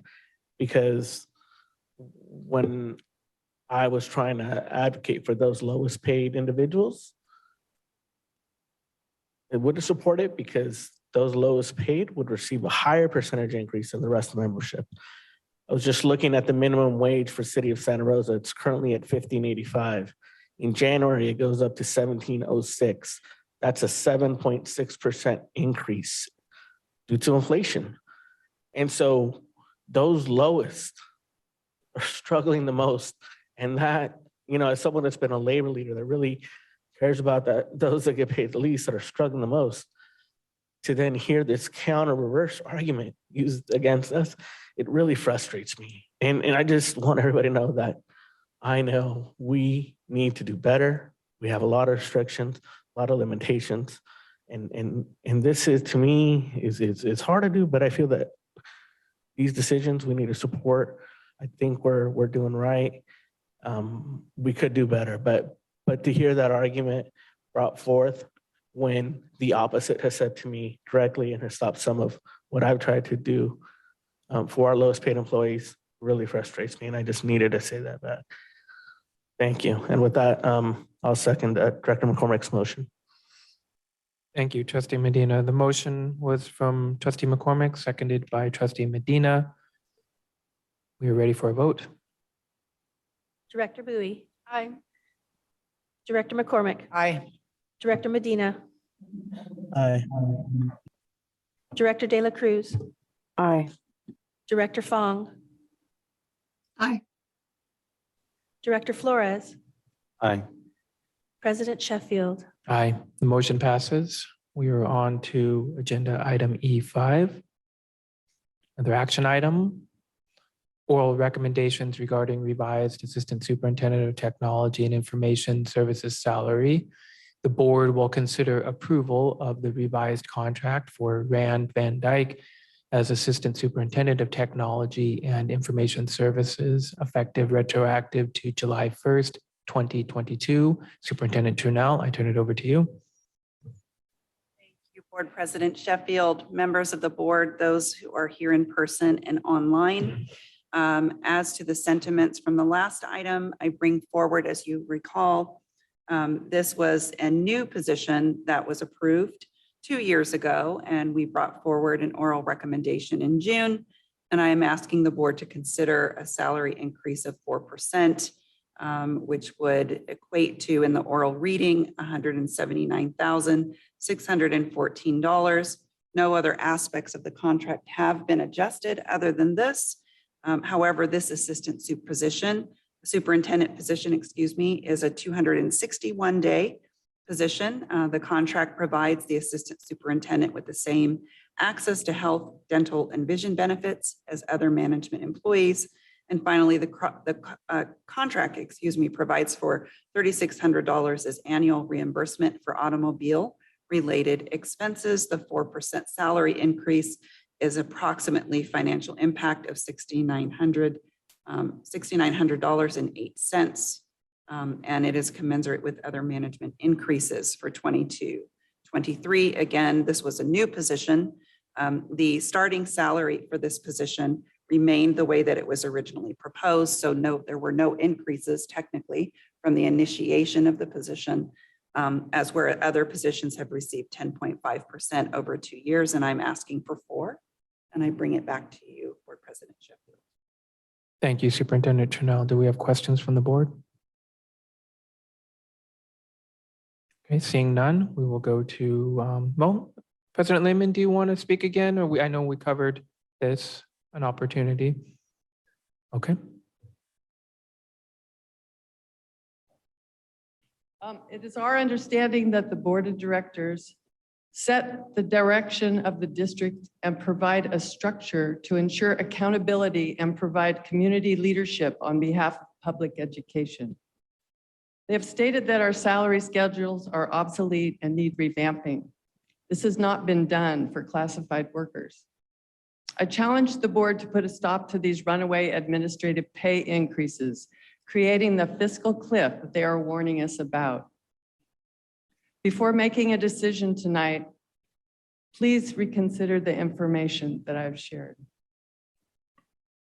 Thank you. Thank you, President Lehman. All right, do we have folks joining us virtually? Would like to speak to this agenda item, E5? For members of the public joining us online via Zoom that would like to comment on agenda item E5, please raise your hand. Deanna, you have 2 minutes. Hi.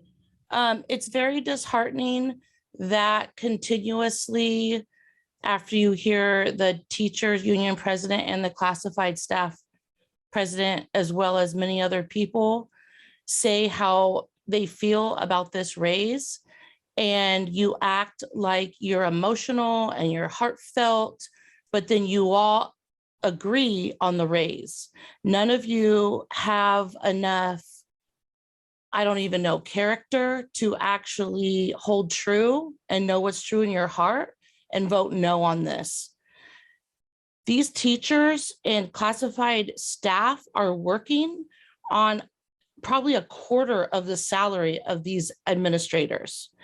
And it's very alarming to me that the Santa Rosa Teachers Union, as well as the classified staff and other unions, endorse candidates like the 2 that are up for re-election on November 8th in hopes that they will see where they're coming from and give them the raises they deserve, but they don't. And I know that this board is very divisive and continues to pose parents and families against teachers, but it's time that we unify and we get some parents on the board that know what teachers are worth. Our children are nothing at school without the teachers and the noon duties and the counselors and the nurses. And we as parents know what your worth is. And again, this board keeps acting like they know what your worth is, but yet you have to pretty much threaten a strike to get a raise. But these admins are making over $200,000 a year. And the teachers can't afford to live here and the families can't afford to live here. And it's all about equity, equity, equity, but you don't care about that. Deanna, your time is up.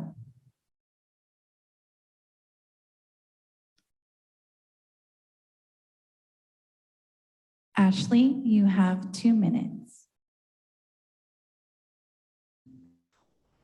Am I okay to start?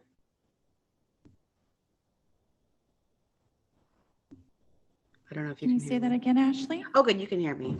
I just wanted to pose the question. Teachers are often evaluated every other year. Has the board considered at all how these management positions are being evaluated? I wonder if that's happening as we're looking to increase salaries. Are we looking at the effectiveness of the individuals who are working their job?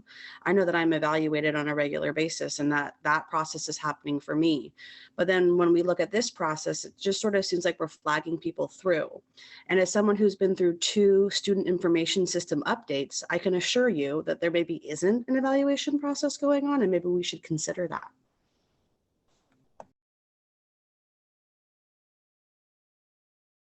Thank you, Ashley.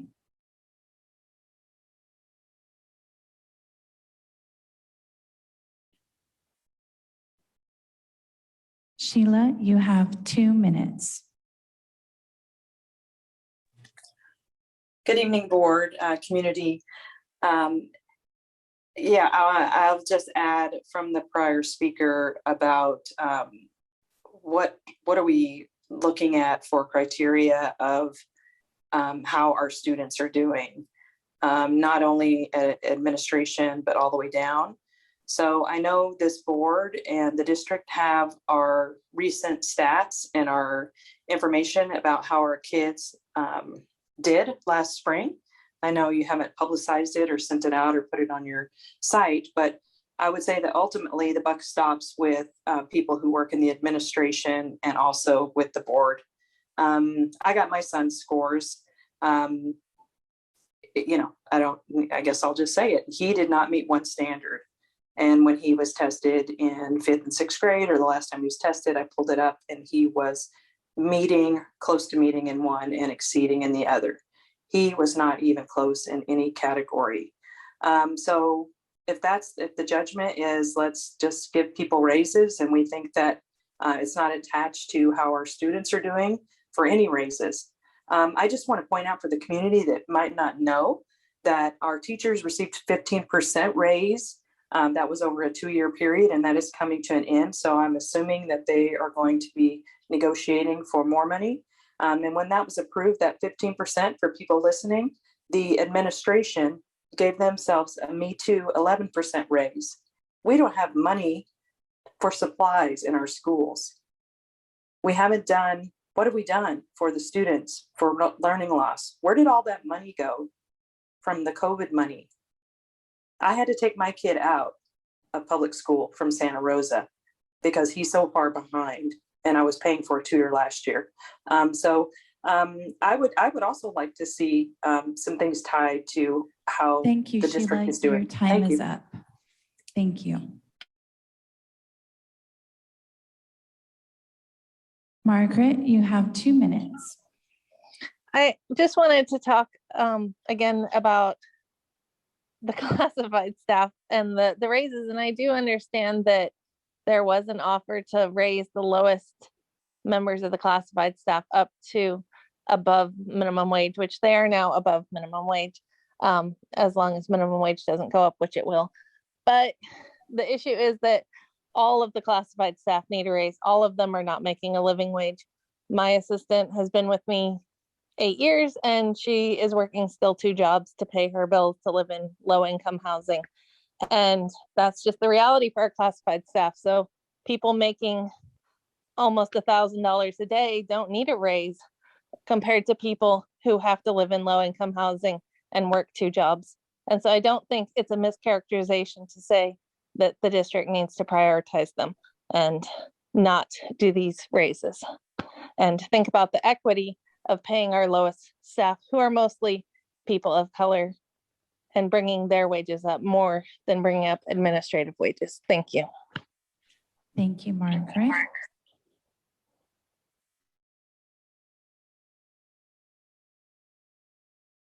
Sandy Rojas, you have 2 minutes.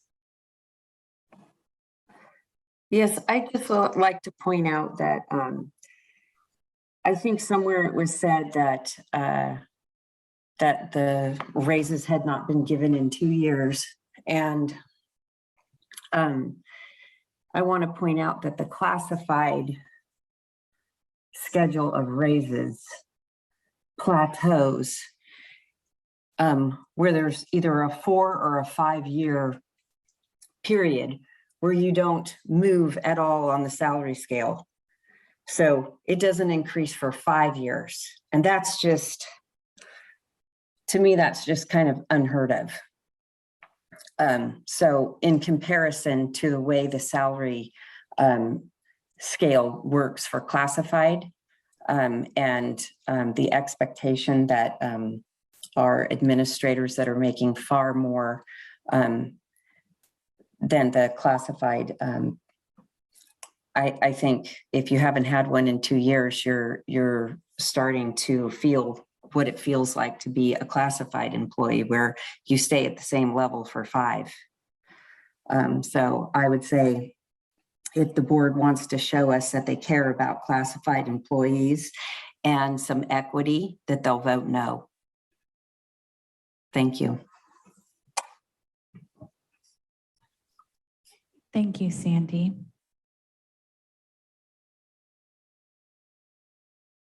President Sheffield, there are no more hands raised. Thank you. All right, we will bring it back to the board for further discussion, questions, or motion. I see Trustee McCormick. I'd like to move to approve E5, the oral recommendation regarding revised Assistant Superintendent of Technology and Information Services salary, discussion and board vote on Assistant Superintendent revised employment agreement. Trustee De La Cruz. Thanks, President Sheffield. Just a comment. I don't think it's mutually exclusive to ensure that we have a professional, highly qualified administration staff to make sure that teachers and staff have the resources that they need to succeed. I think especially after the conversation that we just had about the importance of keeping track of what's happening with technology improvements and making sure that all teachers and staff have what they need to be successful, that requires high-level management and administration of those resources in a way that will provide for that transparency for our community as a whole.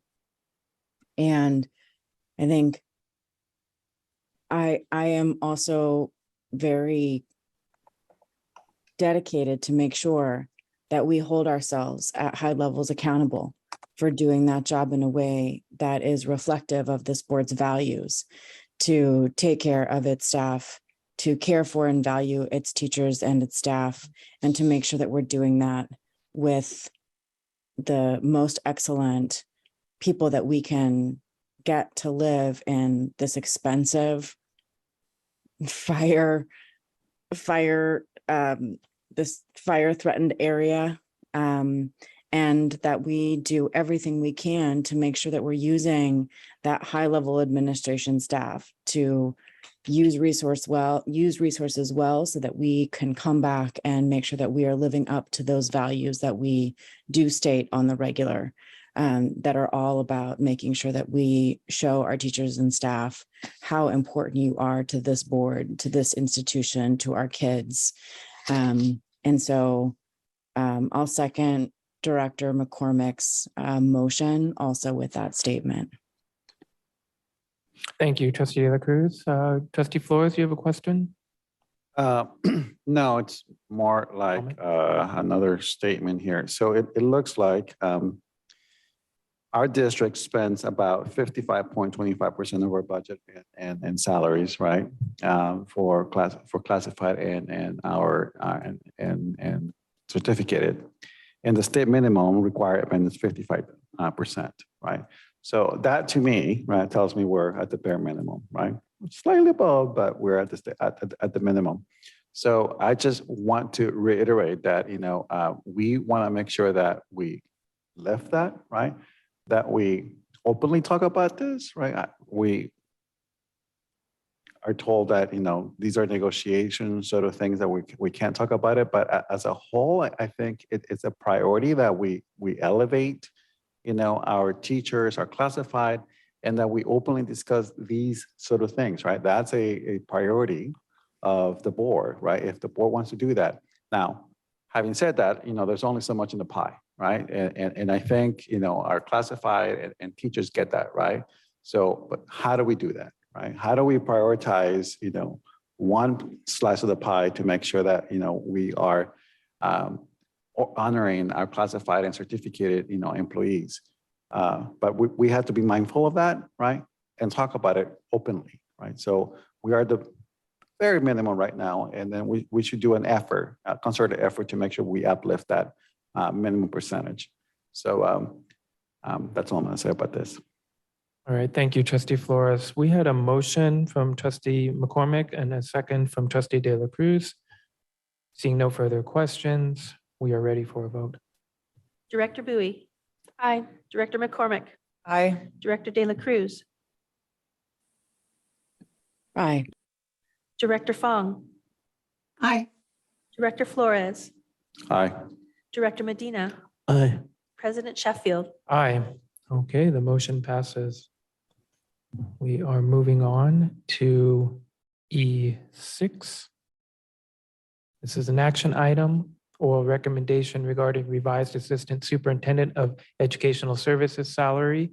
The board will consider approval of the revised contract for Dr. Roderick Castro as Assistant Superintendent of Educational Services, effective retroactive to July 1st, 2022. Superintendent Trinnell. Thank you, Board President Sheffield, members of the board, those in person and online. As was addressed in the other items, I bring forward to you a consideration and an oral reading to consider a 4% salary increase for this position, making the new salary retro to July 1, 2022, in the amount of $179,614. No other aspects of the contract have been changed, but for the record, I will read: the work year for this assistant superintendent shall be 225 days. The contract provides the assistant superintendent with the same access to health, dental, and vision benefits as other management employees. Finally, the contract provides for $3,600 as annual reimbursement for automobile-related expenses. The 4% increase will be approximately $6,900.08. The 4% increase is commensurate with certificated bargaining unit and certificated management increases for 22-23. This is a new position that was returned and restored to an assistant superintendent, previously having been an associate superintendent position. And there was no raise involved over the 2 years. And I hand it back to you. Thank you. Just for clarification, that was a reshuffling, reorganization of the cabinet for this position? Correct. Thank you. Questions from the board? Seeing none, we will go to public comment. Blue card. President Lehman.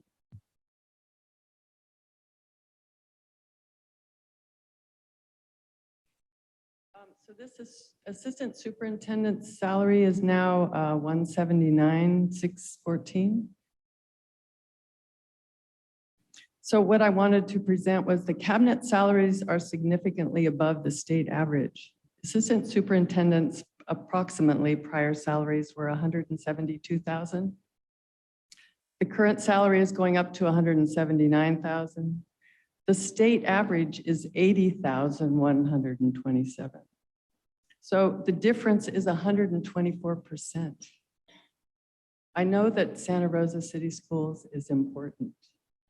And I know that you are trying to lead the students. But the state average, you know, you're way above the state average. Thank you. All right, I do have, I don't have any other blue cards. We'll go to folks joining us online. For members of the public joining us online via Zoom that would like to comment on agenda item E6, please raise your hand. Deanna, you have 2 minutes. Hi, I'm wondering if you all voted no on these items, what would happen? And I'm guessing the people that are already in these positions probably wouldn't quit. But the fact that I'm just flabbergasted that I know that it takes a lot of schooling and to find people to work in these positions. The district usually pays for superintendent, assistant superintendent, etc. They usually pay third-party contractors at least $100,000 to even administer the vetting process and the interview process and the hiring process. So in addition to paying these people a crazy amount of money compared to teachers and classified staff, you're also using district funds to pay a third-party consultant company to hire these people. And that's also alarming because it's just money. It's money that's not going to our kids. It's money that's not going to our teachers. And it's just, like I said, it's upsetting. And I don't think that if you weren't to give them the raise, they would quit. And there are so many people applying for these jobs. You keep saying that we want to get the best of the best, but yet our school district isn't the best of the best. I've actually been attending smaller school districts, board meetings, Rankin Valley, Bennett Valley, Mark West, Gravenstein School District. I've been attending a lot of different smaller school district meetings. And even though they have the same problems as us, their morale is big. They all know each other. The school board people know the principals. They know the parent organization people. They know the teachers. And thank you, Deanna. Your time is up. President Sheffield, there are no more hands raised. Thank you. We will bring it back to the board for further discussion, questions or motions. Trustee Fong.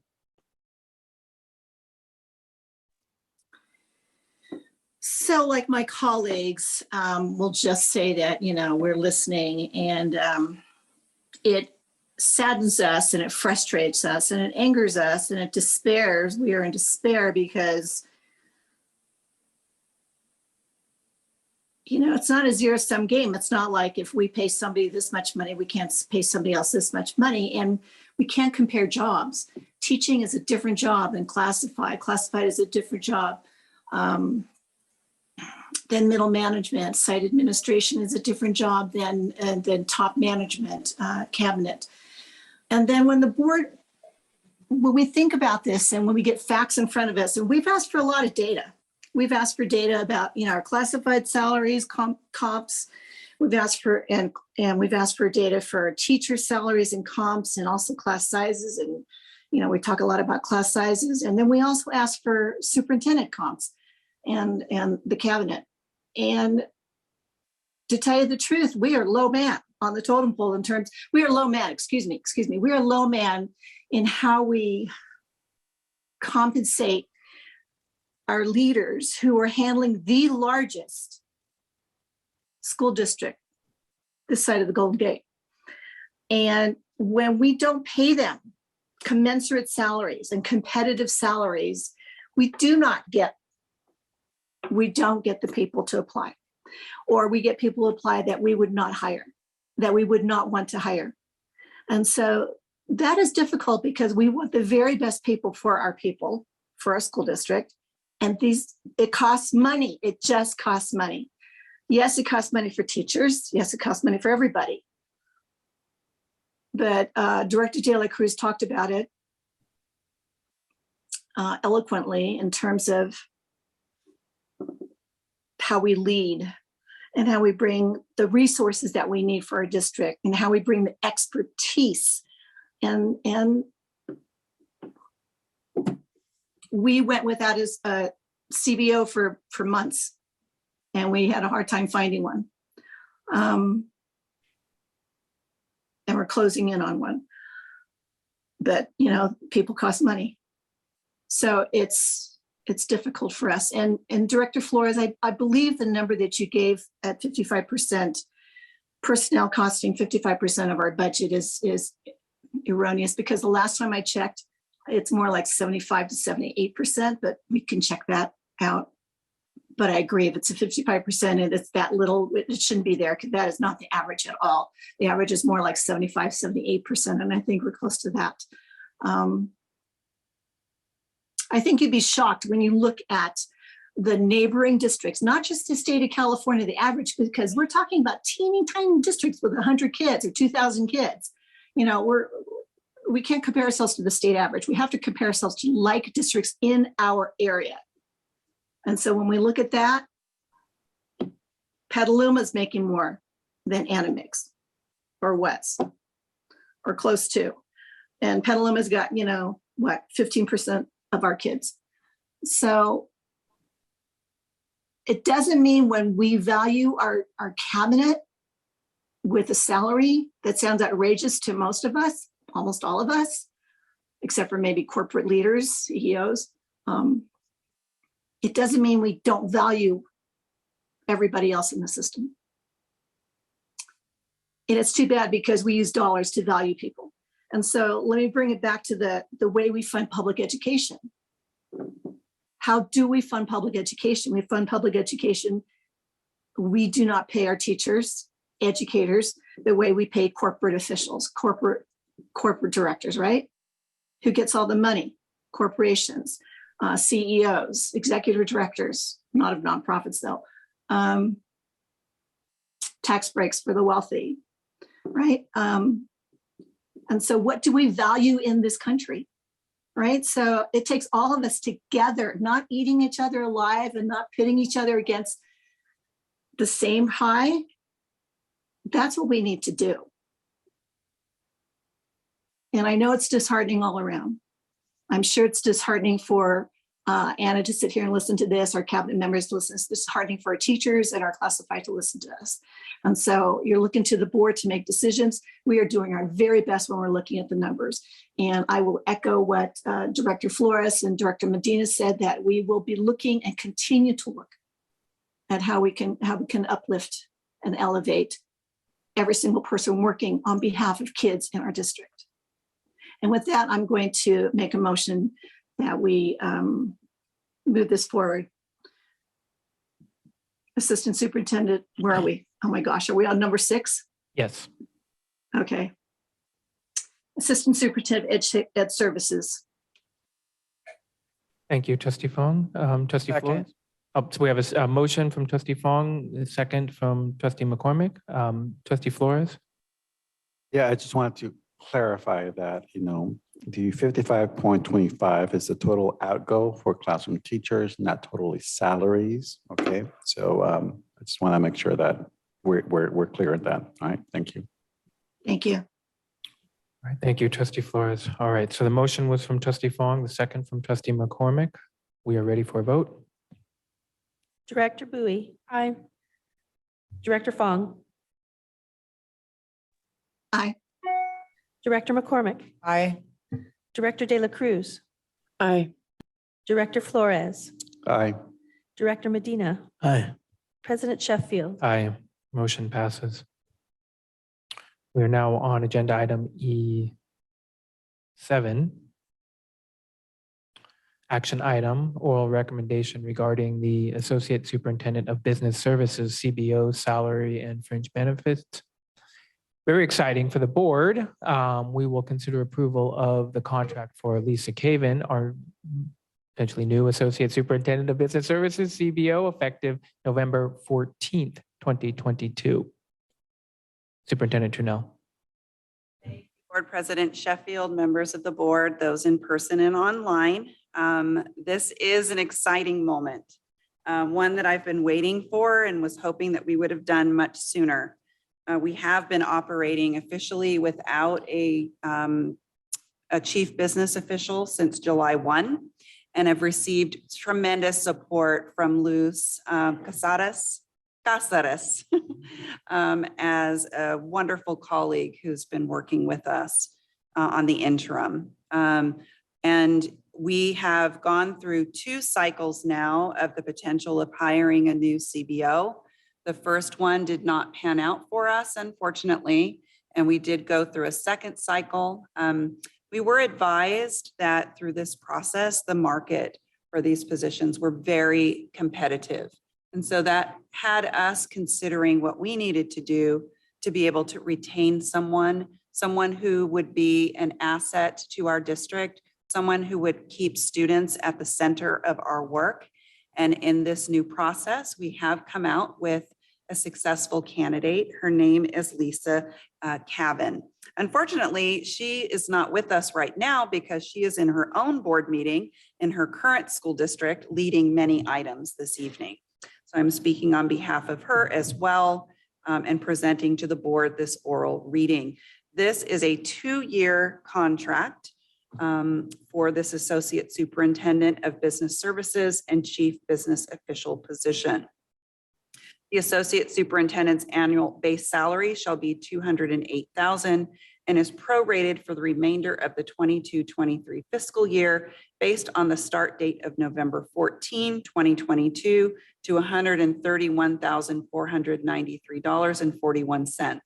For the 23-24 school year, the Associate Superintendent's annual base salary shall be $208,000 with an increase of 4.5% for a total annual base salary of $217,360.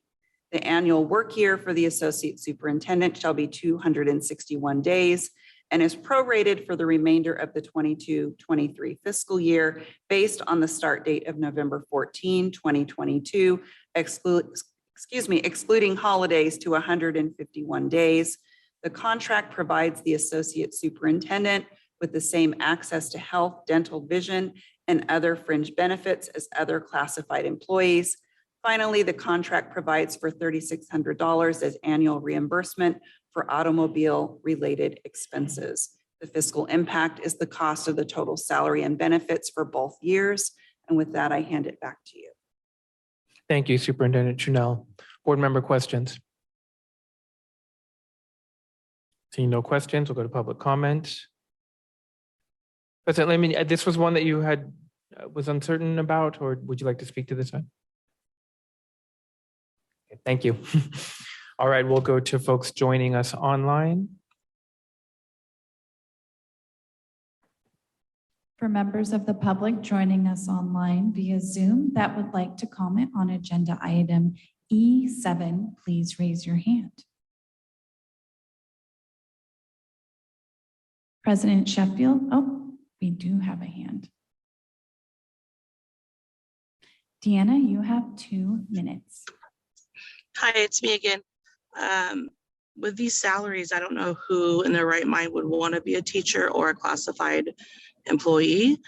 All I have to say is that, like I was cut off before, but I have been attending smaller district meetings the last month or so, and it reminded me of the morale and what they have at these smaller districts are so much better than this school district, it seems. And I think it's because they actually know each other personally. And I want to discourage everybody from allowing any district unification or consolidation to happen, because just think, like, what if this school board had say over most of the school districts in the county? I mean, how much would the classified staffs get? How much would those teachers get? And I know it's like, you know, you guys have to pull different money from different places, but the fact that you sit here in front of everybody and act like you care, but then vote yes, your actions speak louder than words. And I'm so upset that our teachers, our classified staff, and our students are not coming first. That I mean, I don't know what you guys could do, and I don't have any answers for you, but no one is even trying to connect or with the people and the families and the teachers.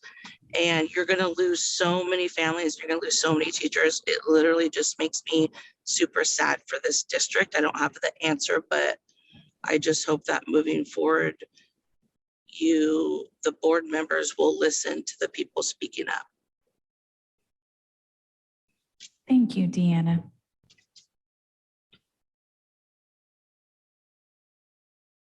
President Sheffield, there are no more hands raised. Thank you. All right, we'll move it back to the board for discussion, further questions or a motion. I see Trustee Fong.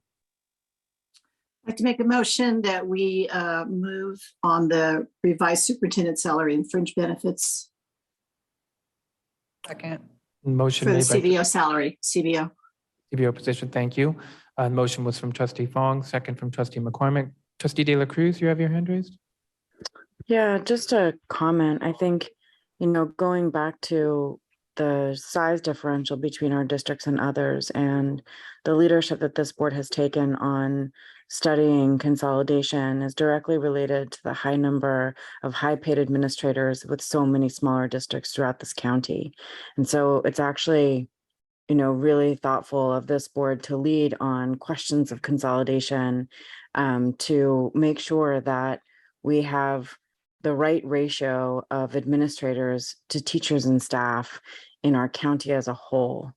And so I'm thrilled that we have, somebody of this caliber coming in to be the CBO, to, assist our superintendent and our district as a whole, to continue to lead as the largest district in our county, to raise some of these really important questions related to the value of high-paid administrators throughout our county as a whole, and to make sure that our kids and our teachers and our staff are prioritized.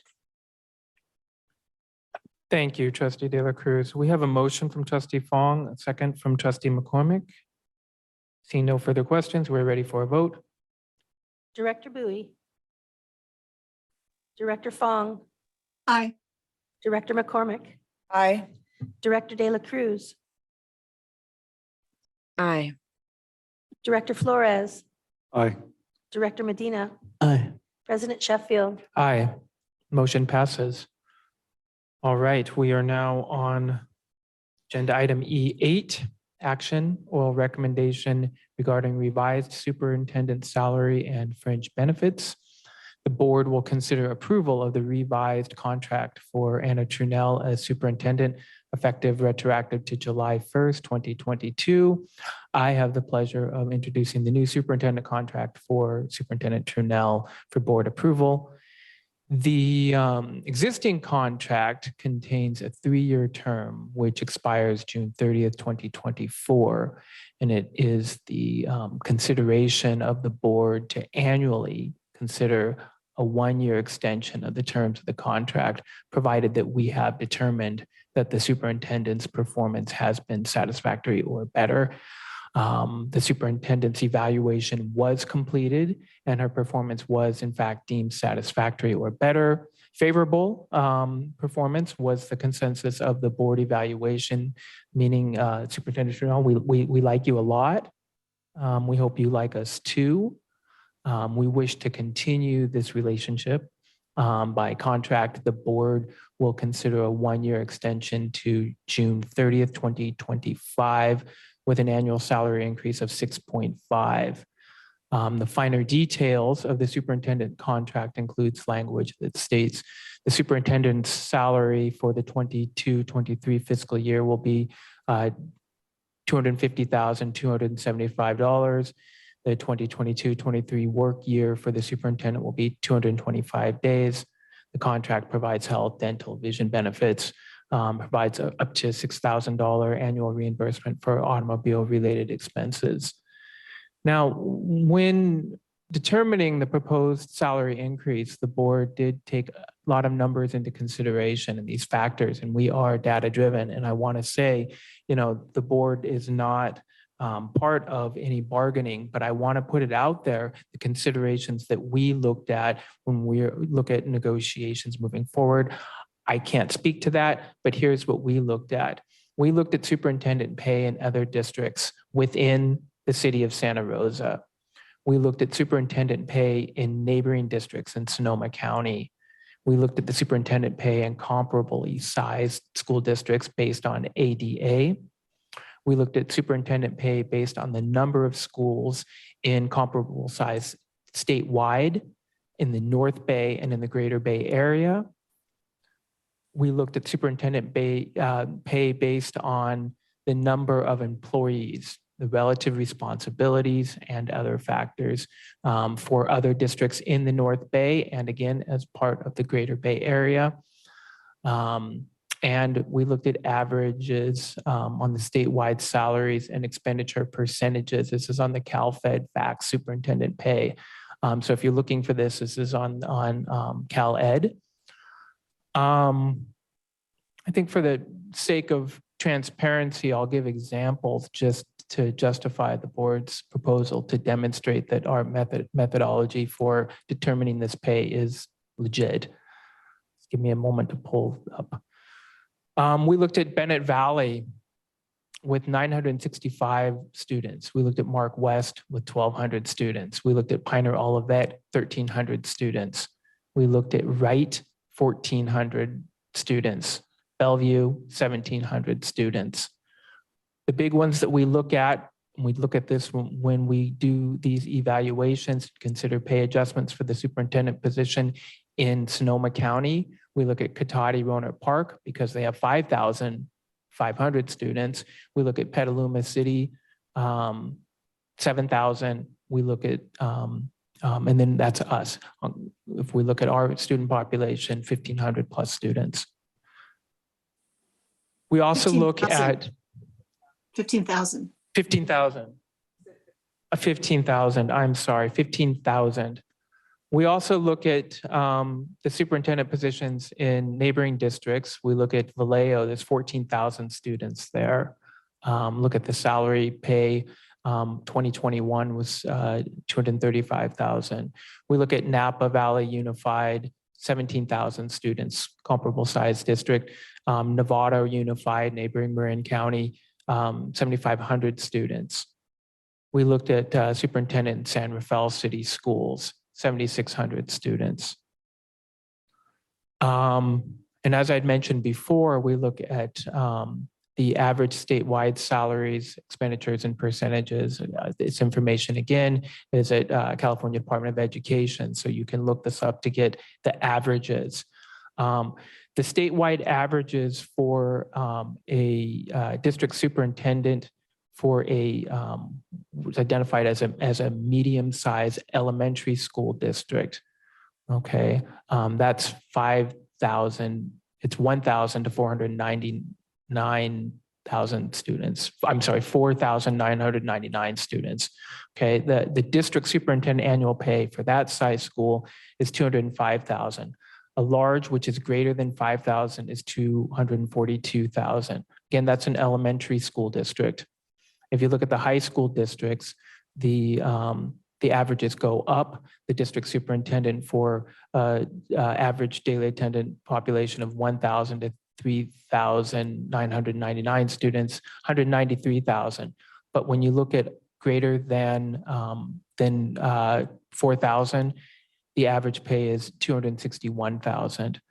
So then if you look at the unified school district, since we are both an elementary and a high school district, but we are not unified, but just to give you a sense of what based on the ADA number, the number of students and the salary for superintendents, from 5,000 to 9,999, it's 242,000.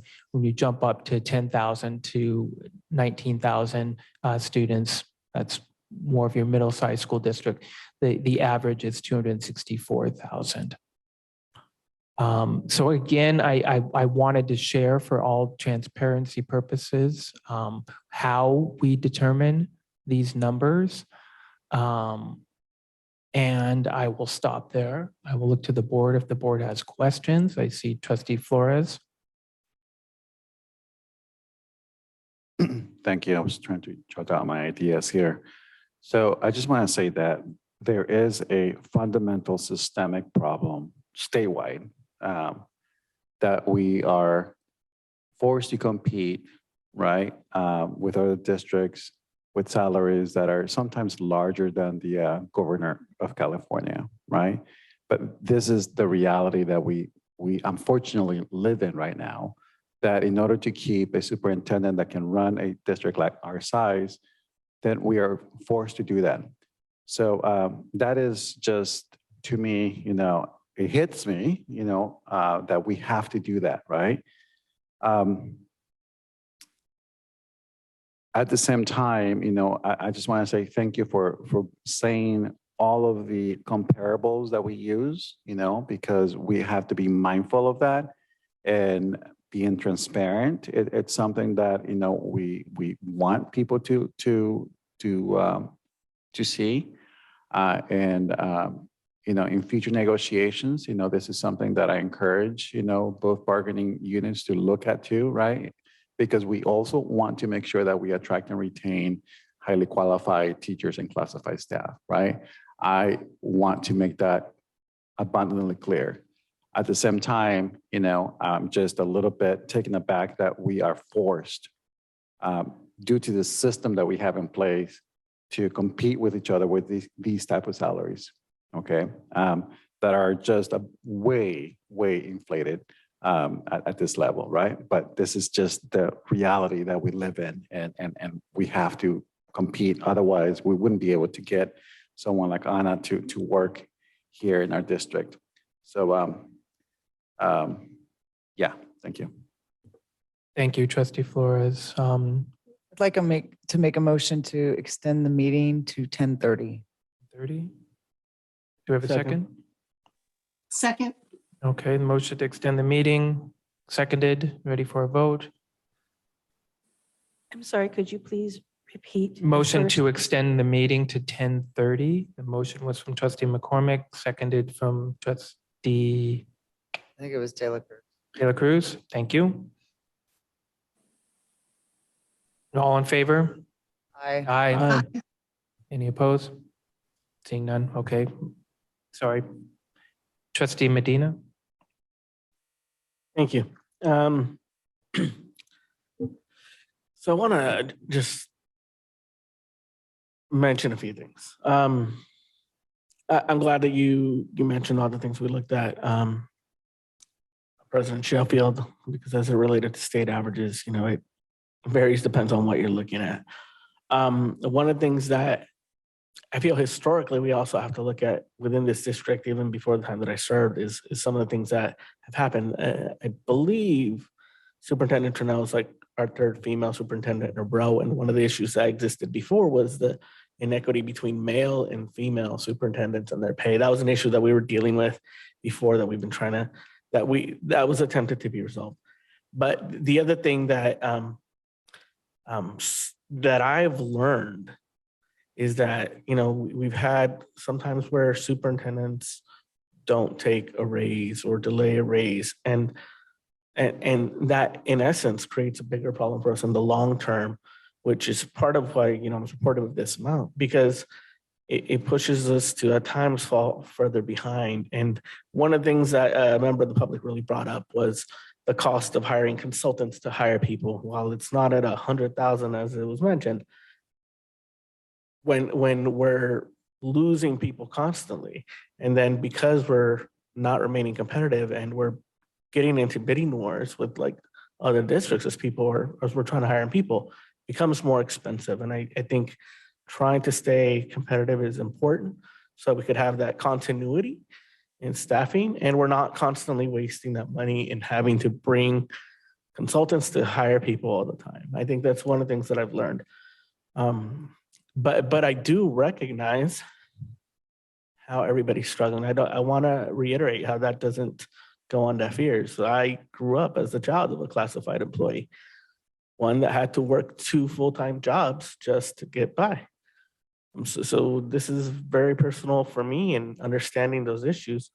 I know that inflation right now is really high, and even with raises, what people are making now is probably less money in effect than they were making a year ago. Those are things that I know I recognize and we all recognize, and we want to do something to improve that. But I think, to me, one of the biggest things that I looked at was just how this percentage increase will barely, and I think barely, put our superintendent just above like the Petaluma superintendent, which I think, if I recall, was like nearly half. Runner Park. It was Runner Park. Huh? Runner Park. Slightly over Runner Park. No, for me, it was the Petaluma one that I thought. And so to me, it was about that. The idea of keeping someone in our district where, if, let's say, that district superintendent just disappeared, and well, why wouldn't ours just apply over there and probably get hired over there to like have half as much responsibility for the same amount of time for equal or more pay? So I think that's part of what helps justify me supporting this increase. And the other thing was that we added was that the future increase will be tied to what our certificated employees make. And the one other point, because it was brought up by the public, was in relation to consolidation and what that might look like. I think in consolidating and the cost of having 8 superintendents or 9 superintendents is much more expensive than having one. And it would break up this board. It would be a completely new board and completely new administration, which is, I guess, unrelated to this. But I just wanted to say that there's a lot of things that went into the consideration to this decision, and for me to push me to support this. And I'm supportive of this increase. Thank you, Trustee Medina. Other questions from the board? Okay, we will go to public comment. President Lehman.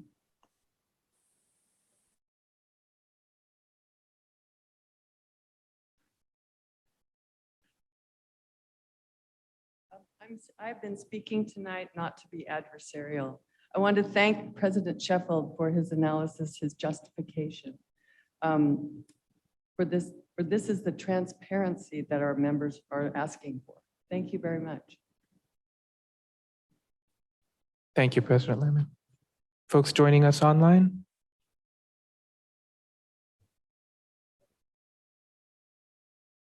I'm sorry. Micah, I'm sorry. We did have a card from you as well, please.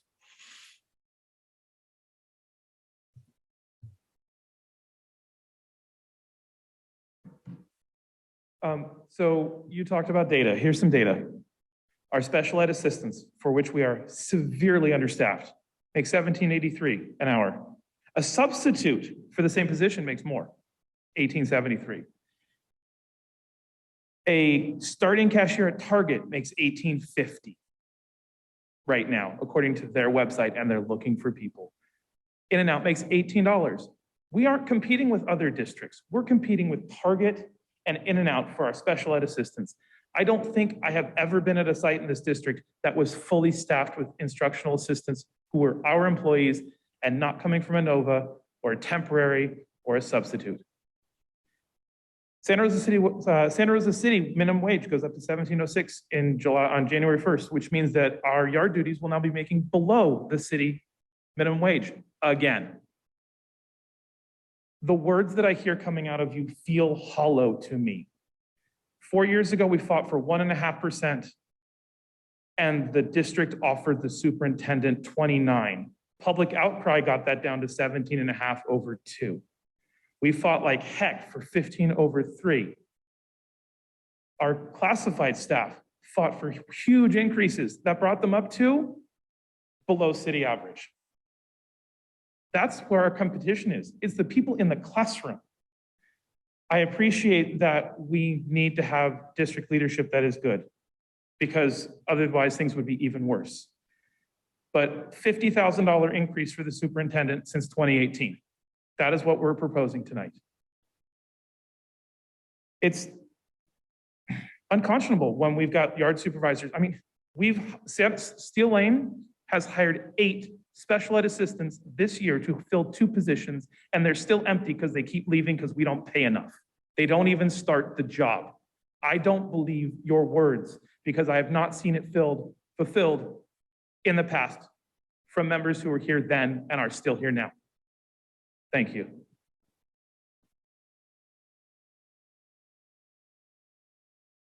I do not have any other blue cards. We have folks joining us online. For members of the public joining us online via Zoom that would like to comment on agenda item E8, please raise your hand.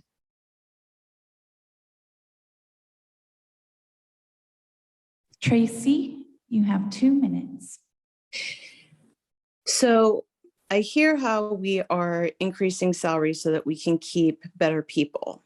And last year, the board approved money to purchase software to be able to vet people faster so that we can have better people in positions. But yet again, our jobs are always seem to be posted later than other districts. If we're constantly late in posting positions, we're already losing people. And that leads to overcrowding. We have newcomer classes that are at 23 that should be at 16 or even higher. I hear at other schools. I know at my site, it's 23. We have kids that don't have a teacher. We have 3 sections of science at Montgomery High School that don't have a teacher because as of right now, everybody's been hired. When we don't have teachers in classrooms, kids are frustrated and they become resentful. And then they have more behavior problems because they're frustrated, which is bad for students and it's bad for staff. And it gets exhausting to have to deal with the discipline. And then people don't want to stay in the position because they're frustrated. And it's a cycle. And so I would really like to see the support for support staff so that we have support in classrooms, but also that we're advertising our positions earlier so that we get people into the classroom, because if we're not advertising soon enough, we're already losing people to those districts and it doesn't matter. Your time is up.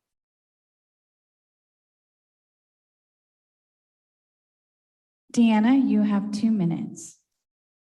Hi. The problem isn't money and there's no accountability week after week, month after month. I would say at least 90% of the time, this board does not take accountability.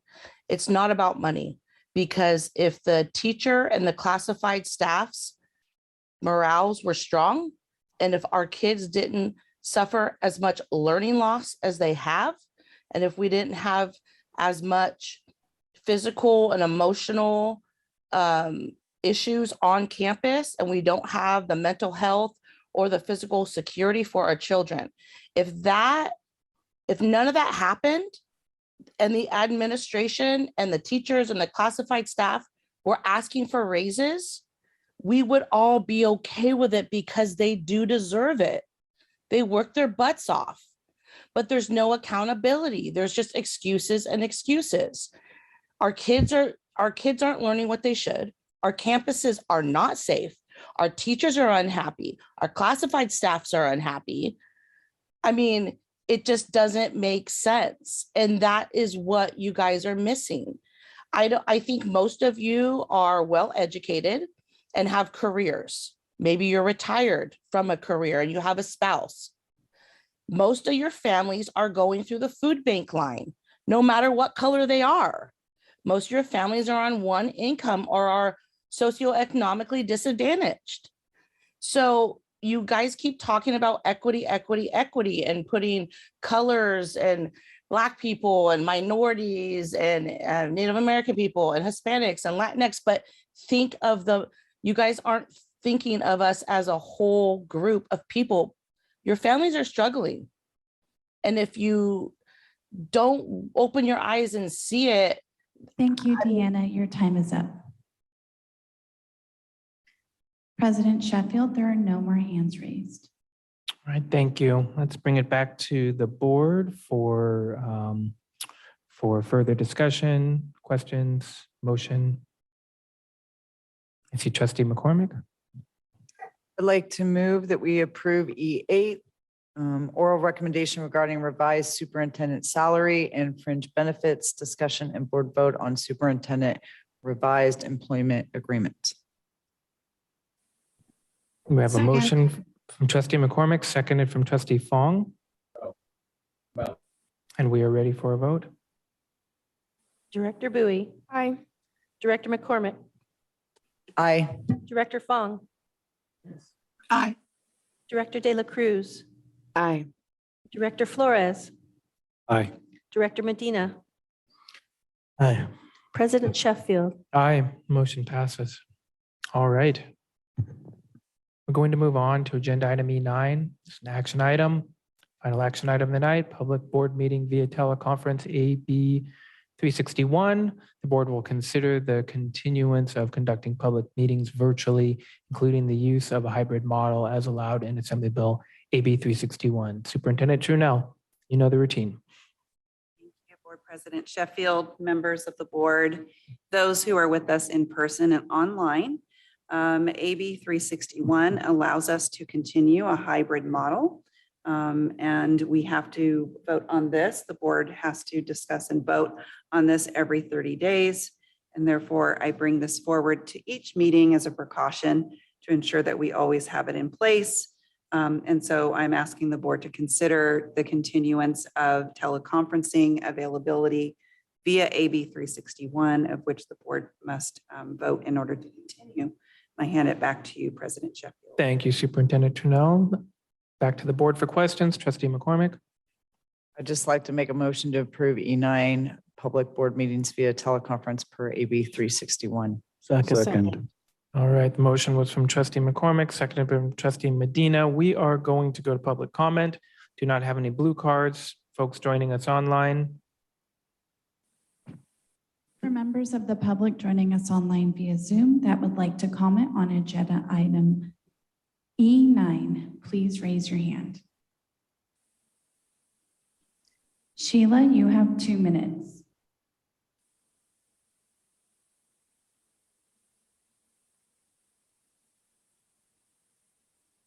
Sheila, your hand is raised. Would you like to make a comment?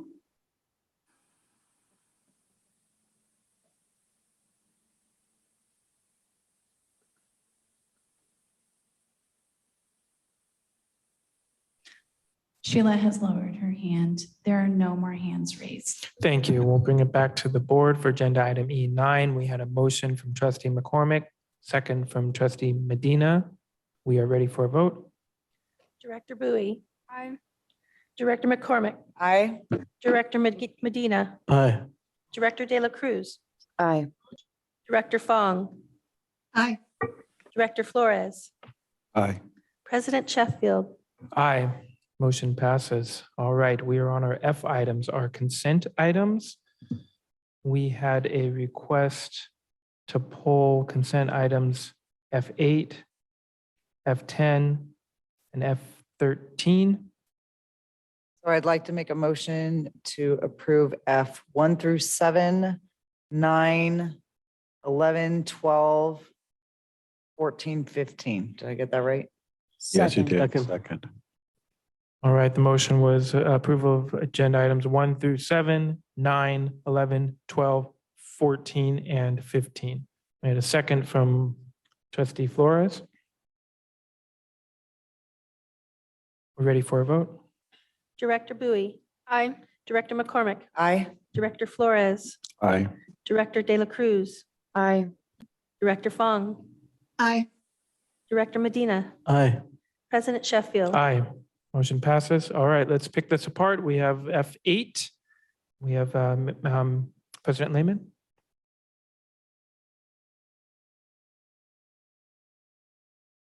I apologize for making the meeting go so long. No, no. But we thought we could solve the recruit and retain problem for classified and certificated if we discussed revising, these cabinet salaries, revising these cabinet salaries.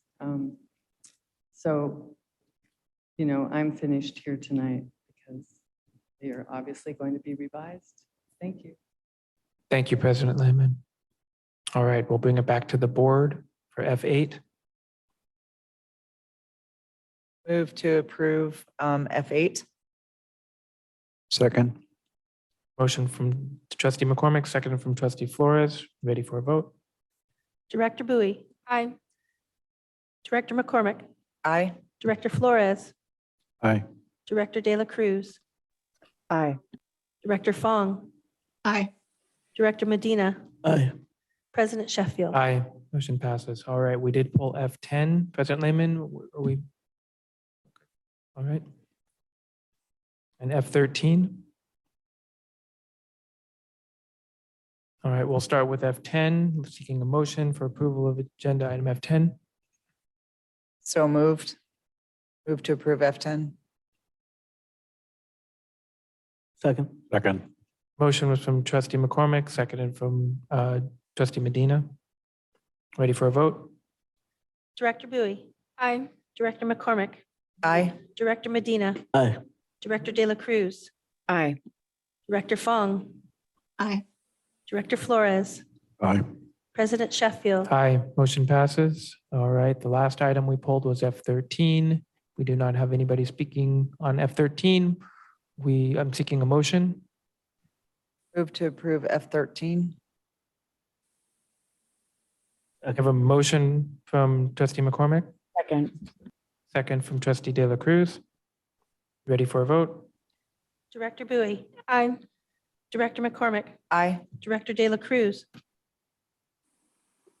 Aye. Director Fong. Aye.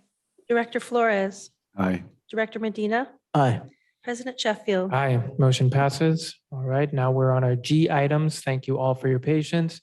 G1, approval of minutes of the regular board meeting held on September 14th, 2022. I'd like to move to approve the minutes of the regular board meeting held on September 14, 2022. Second. Motion from trustee De La Cruz, seconded from trustee McCormick. Ready for a vote? Director Bowie. Aye. Director De La Cruz. Aye. Director McCormick. Aye. Director Fong. Aye. Director Flores. Abstain. Director Medina. Abstain. President Sheffield. Aye, motion passes. Now we're on G2, approval of minutes of the regular board meeting held on September 28th, 2022. Like to move to approve the minutes of the regular board meeting held on September 28th, 2022. Second. Motion was from trustee De La Cruz, seconded from trustee Fong. We are ready for a vote. Director Bui. Aye. Director De La Cruz. Aye. Director Fong.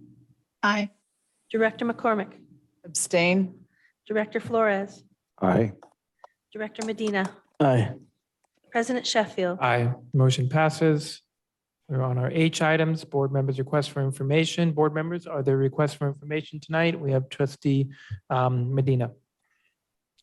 Thank you. Yeah, I was interested in actually seeing if we could get a report on the number of classes that are above 25 students and also 30 and 35 students, and also the percentage of those classrooms by school, if possible. Good. All right. Other requests for information tonight? You took my Um, question. I'd like to request information on our rates of reclassification of English language learners over the last 5 years. Thank you, trustee De La Cruz. Other board members, requests for information tonight? All right. President Sheffield, Oh, yes. I would trustee Fong. I would just add to actually revise Director Medina's request about class size, a full class size report, secondary particularly. I Full don't know. class size report. Oh, okay. Yeah. All right. And just to clarify, during the bond presentation, I know like I asked for some stuff about you already got that? Okay. Okay. Couple of requests. All right. Let's see. Our I information items, they're listed in the agenda packet. And before we adjourn tonight, Superintendent Trunell, any last announcements? I want to take a moment to thank everyone who joined us tonight. I want to just acknowledge the work and effort and weight that these conversations brought this evening, with a commitment that we support all of our staff and how we move forward in supporting their potential future salaries as well. And I just want to share my appreciation on behalf of those cabinet positions tonight, as well as myself. This is heart work, and it does require that we do this together. So just thank you so much. Thank you, Superintendent Trunell, and commitment from the board as well. All right. Thank you all. Meeting's adjourned.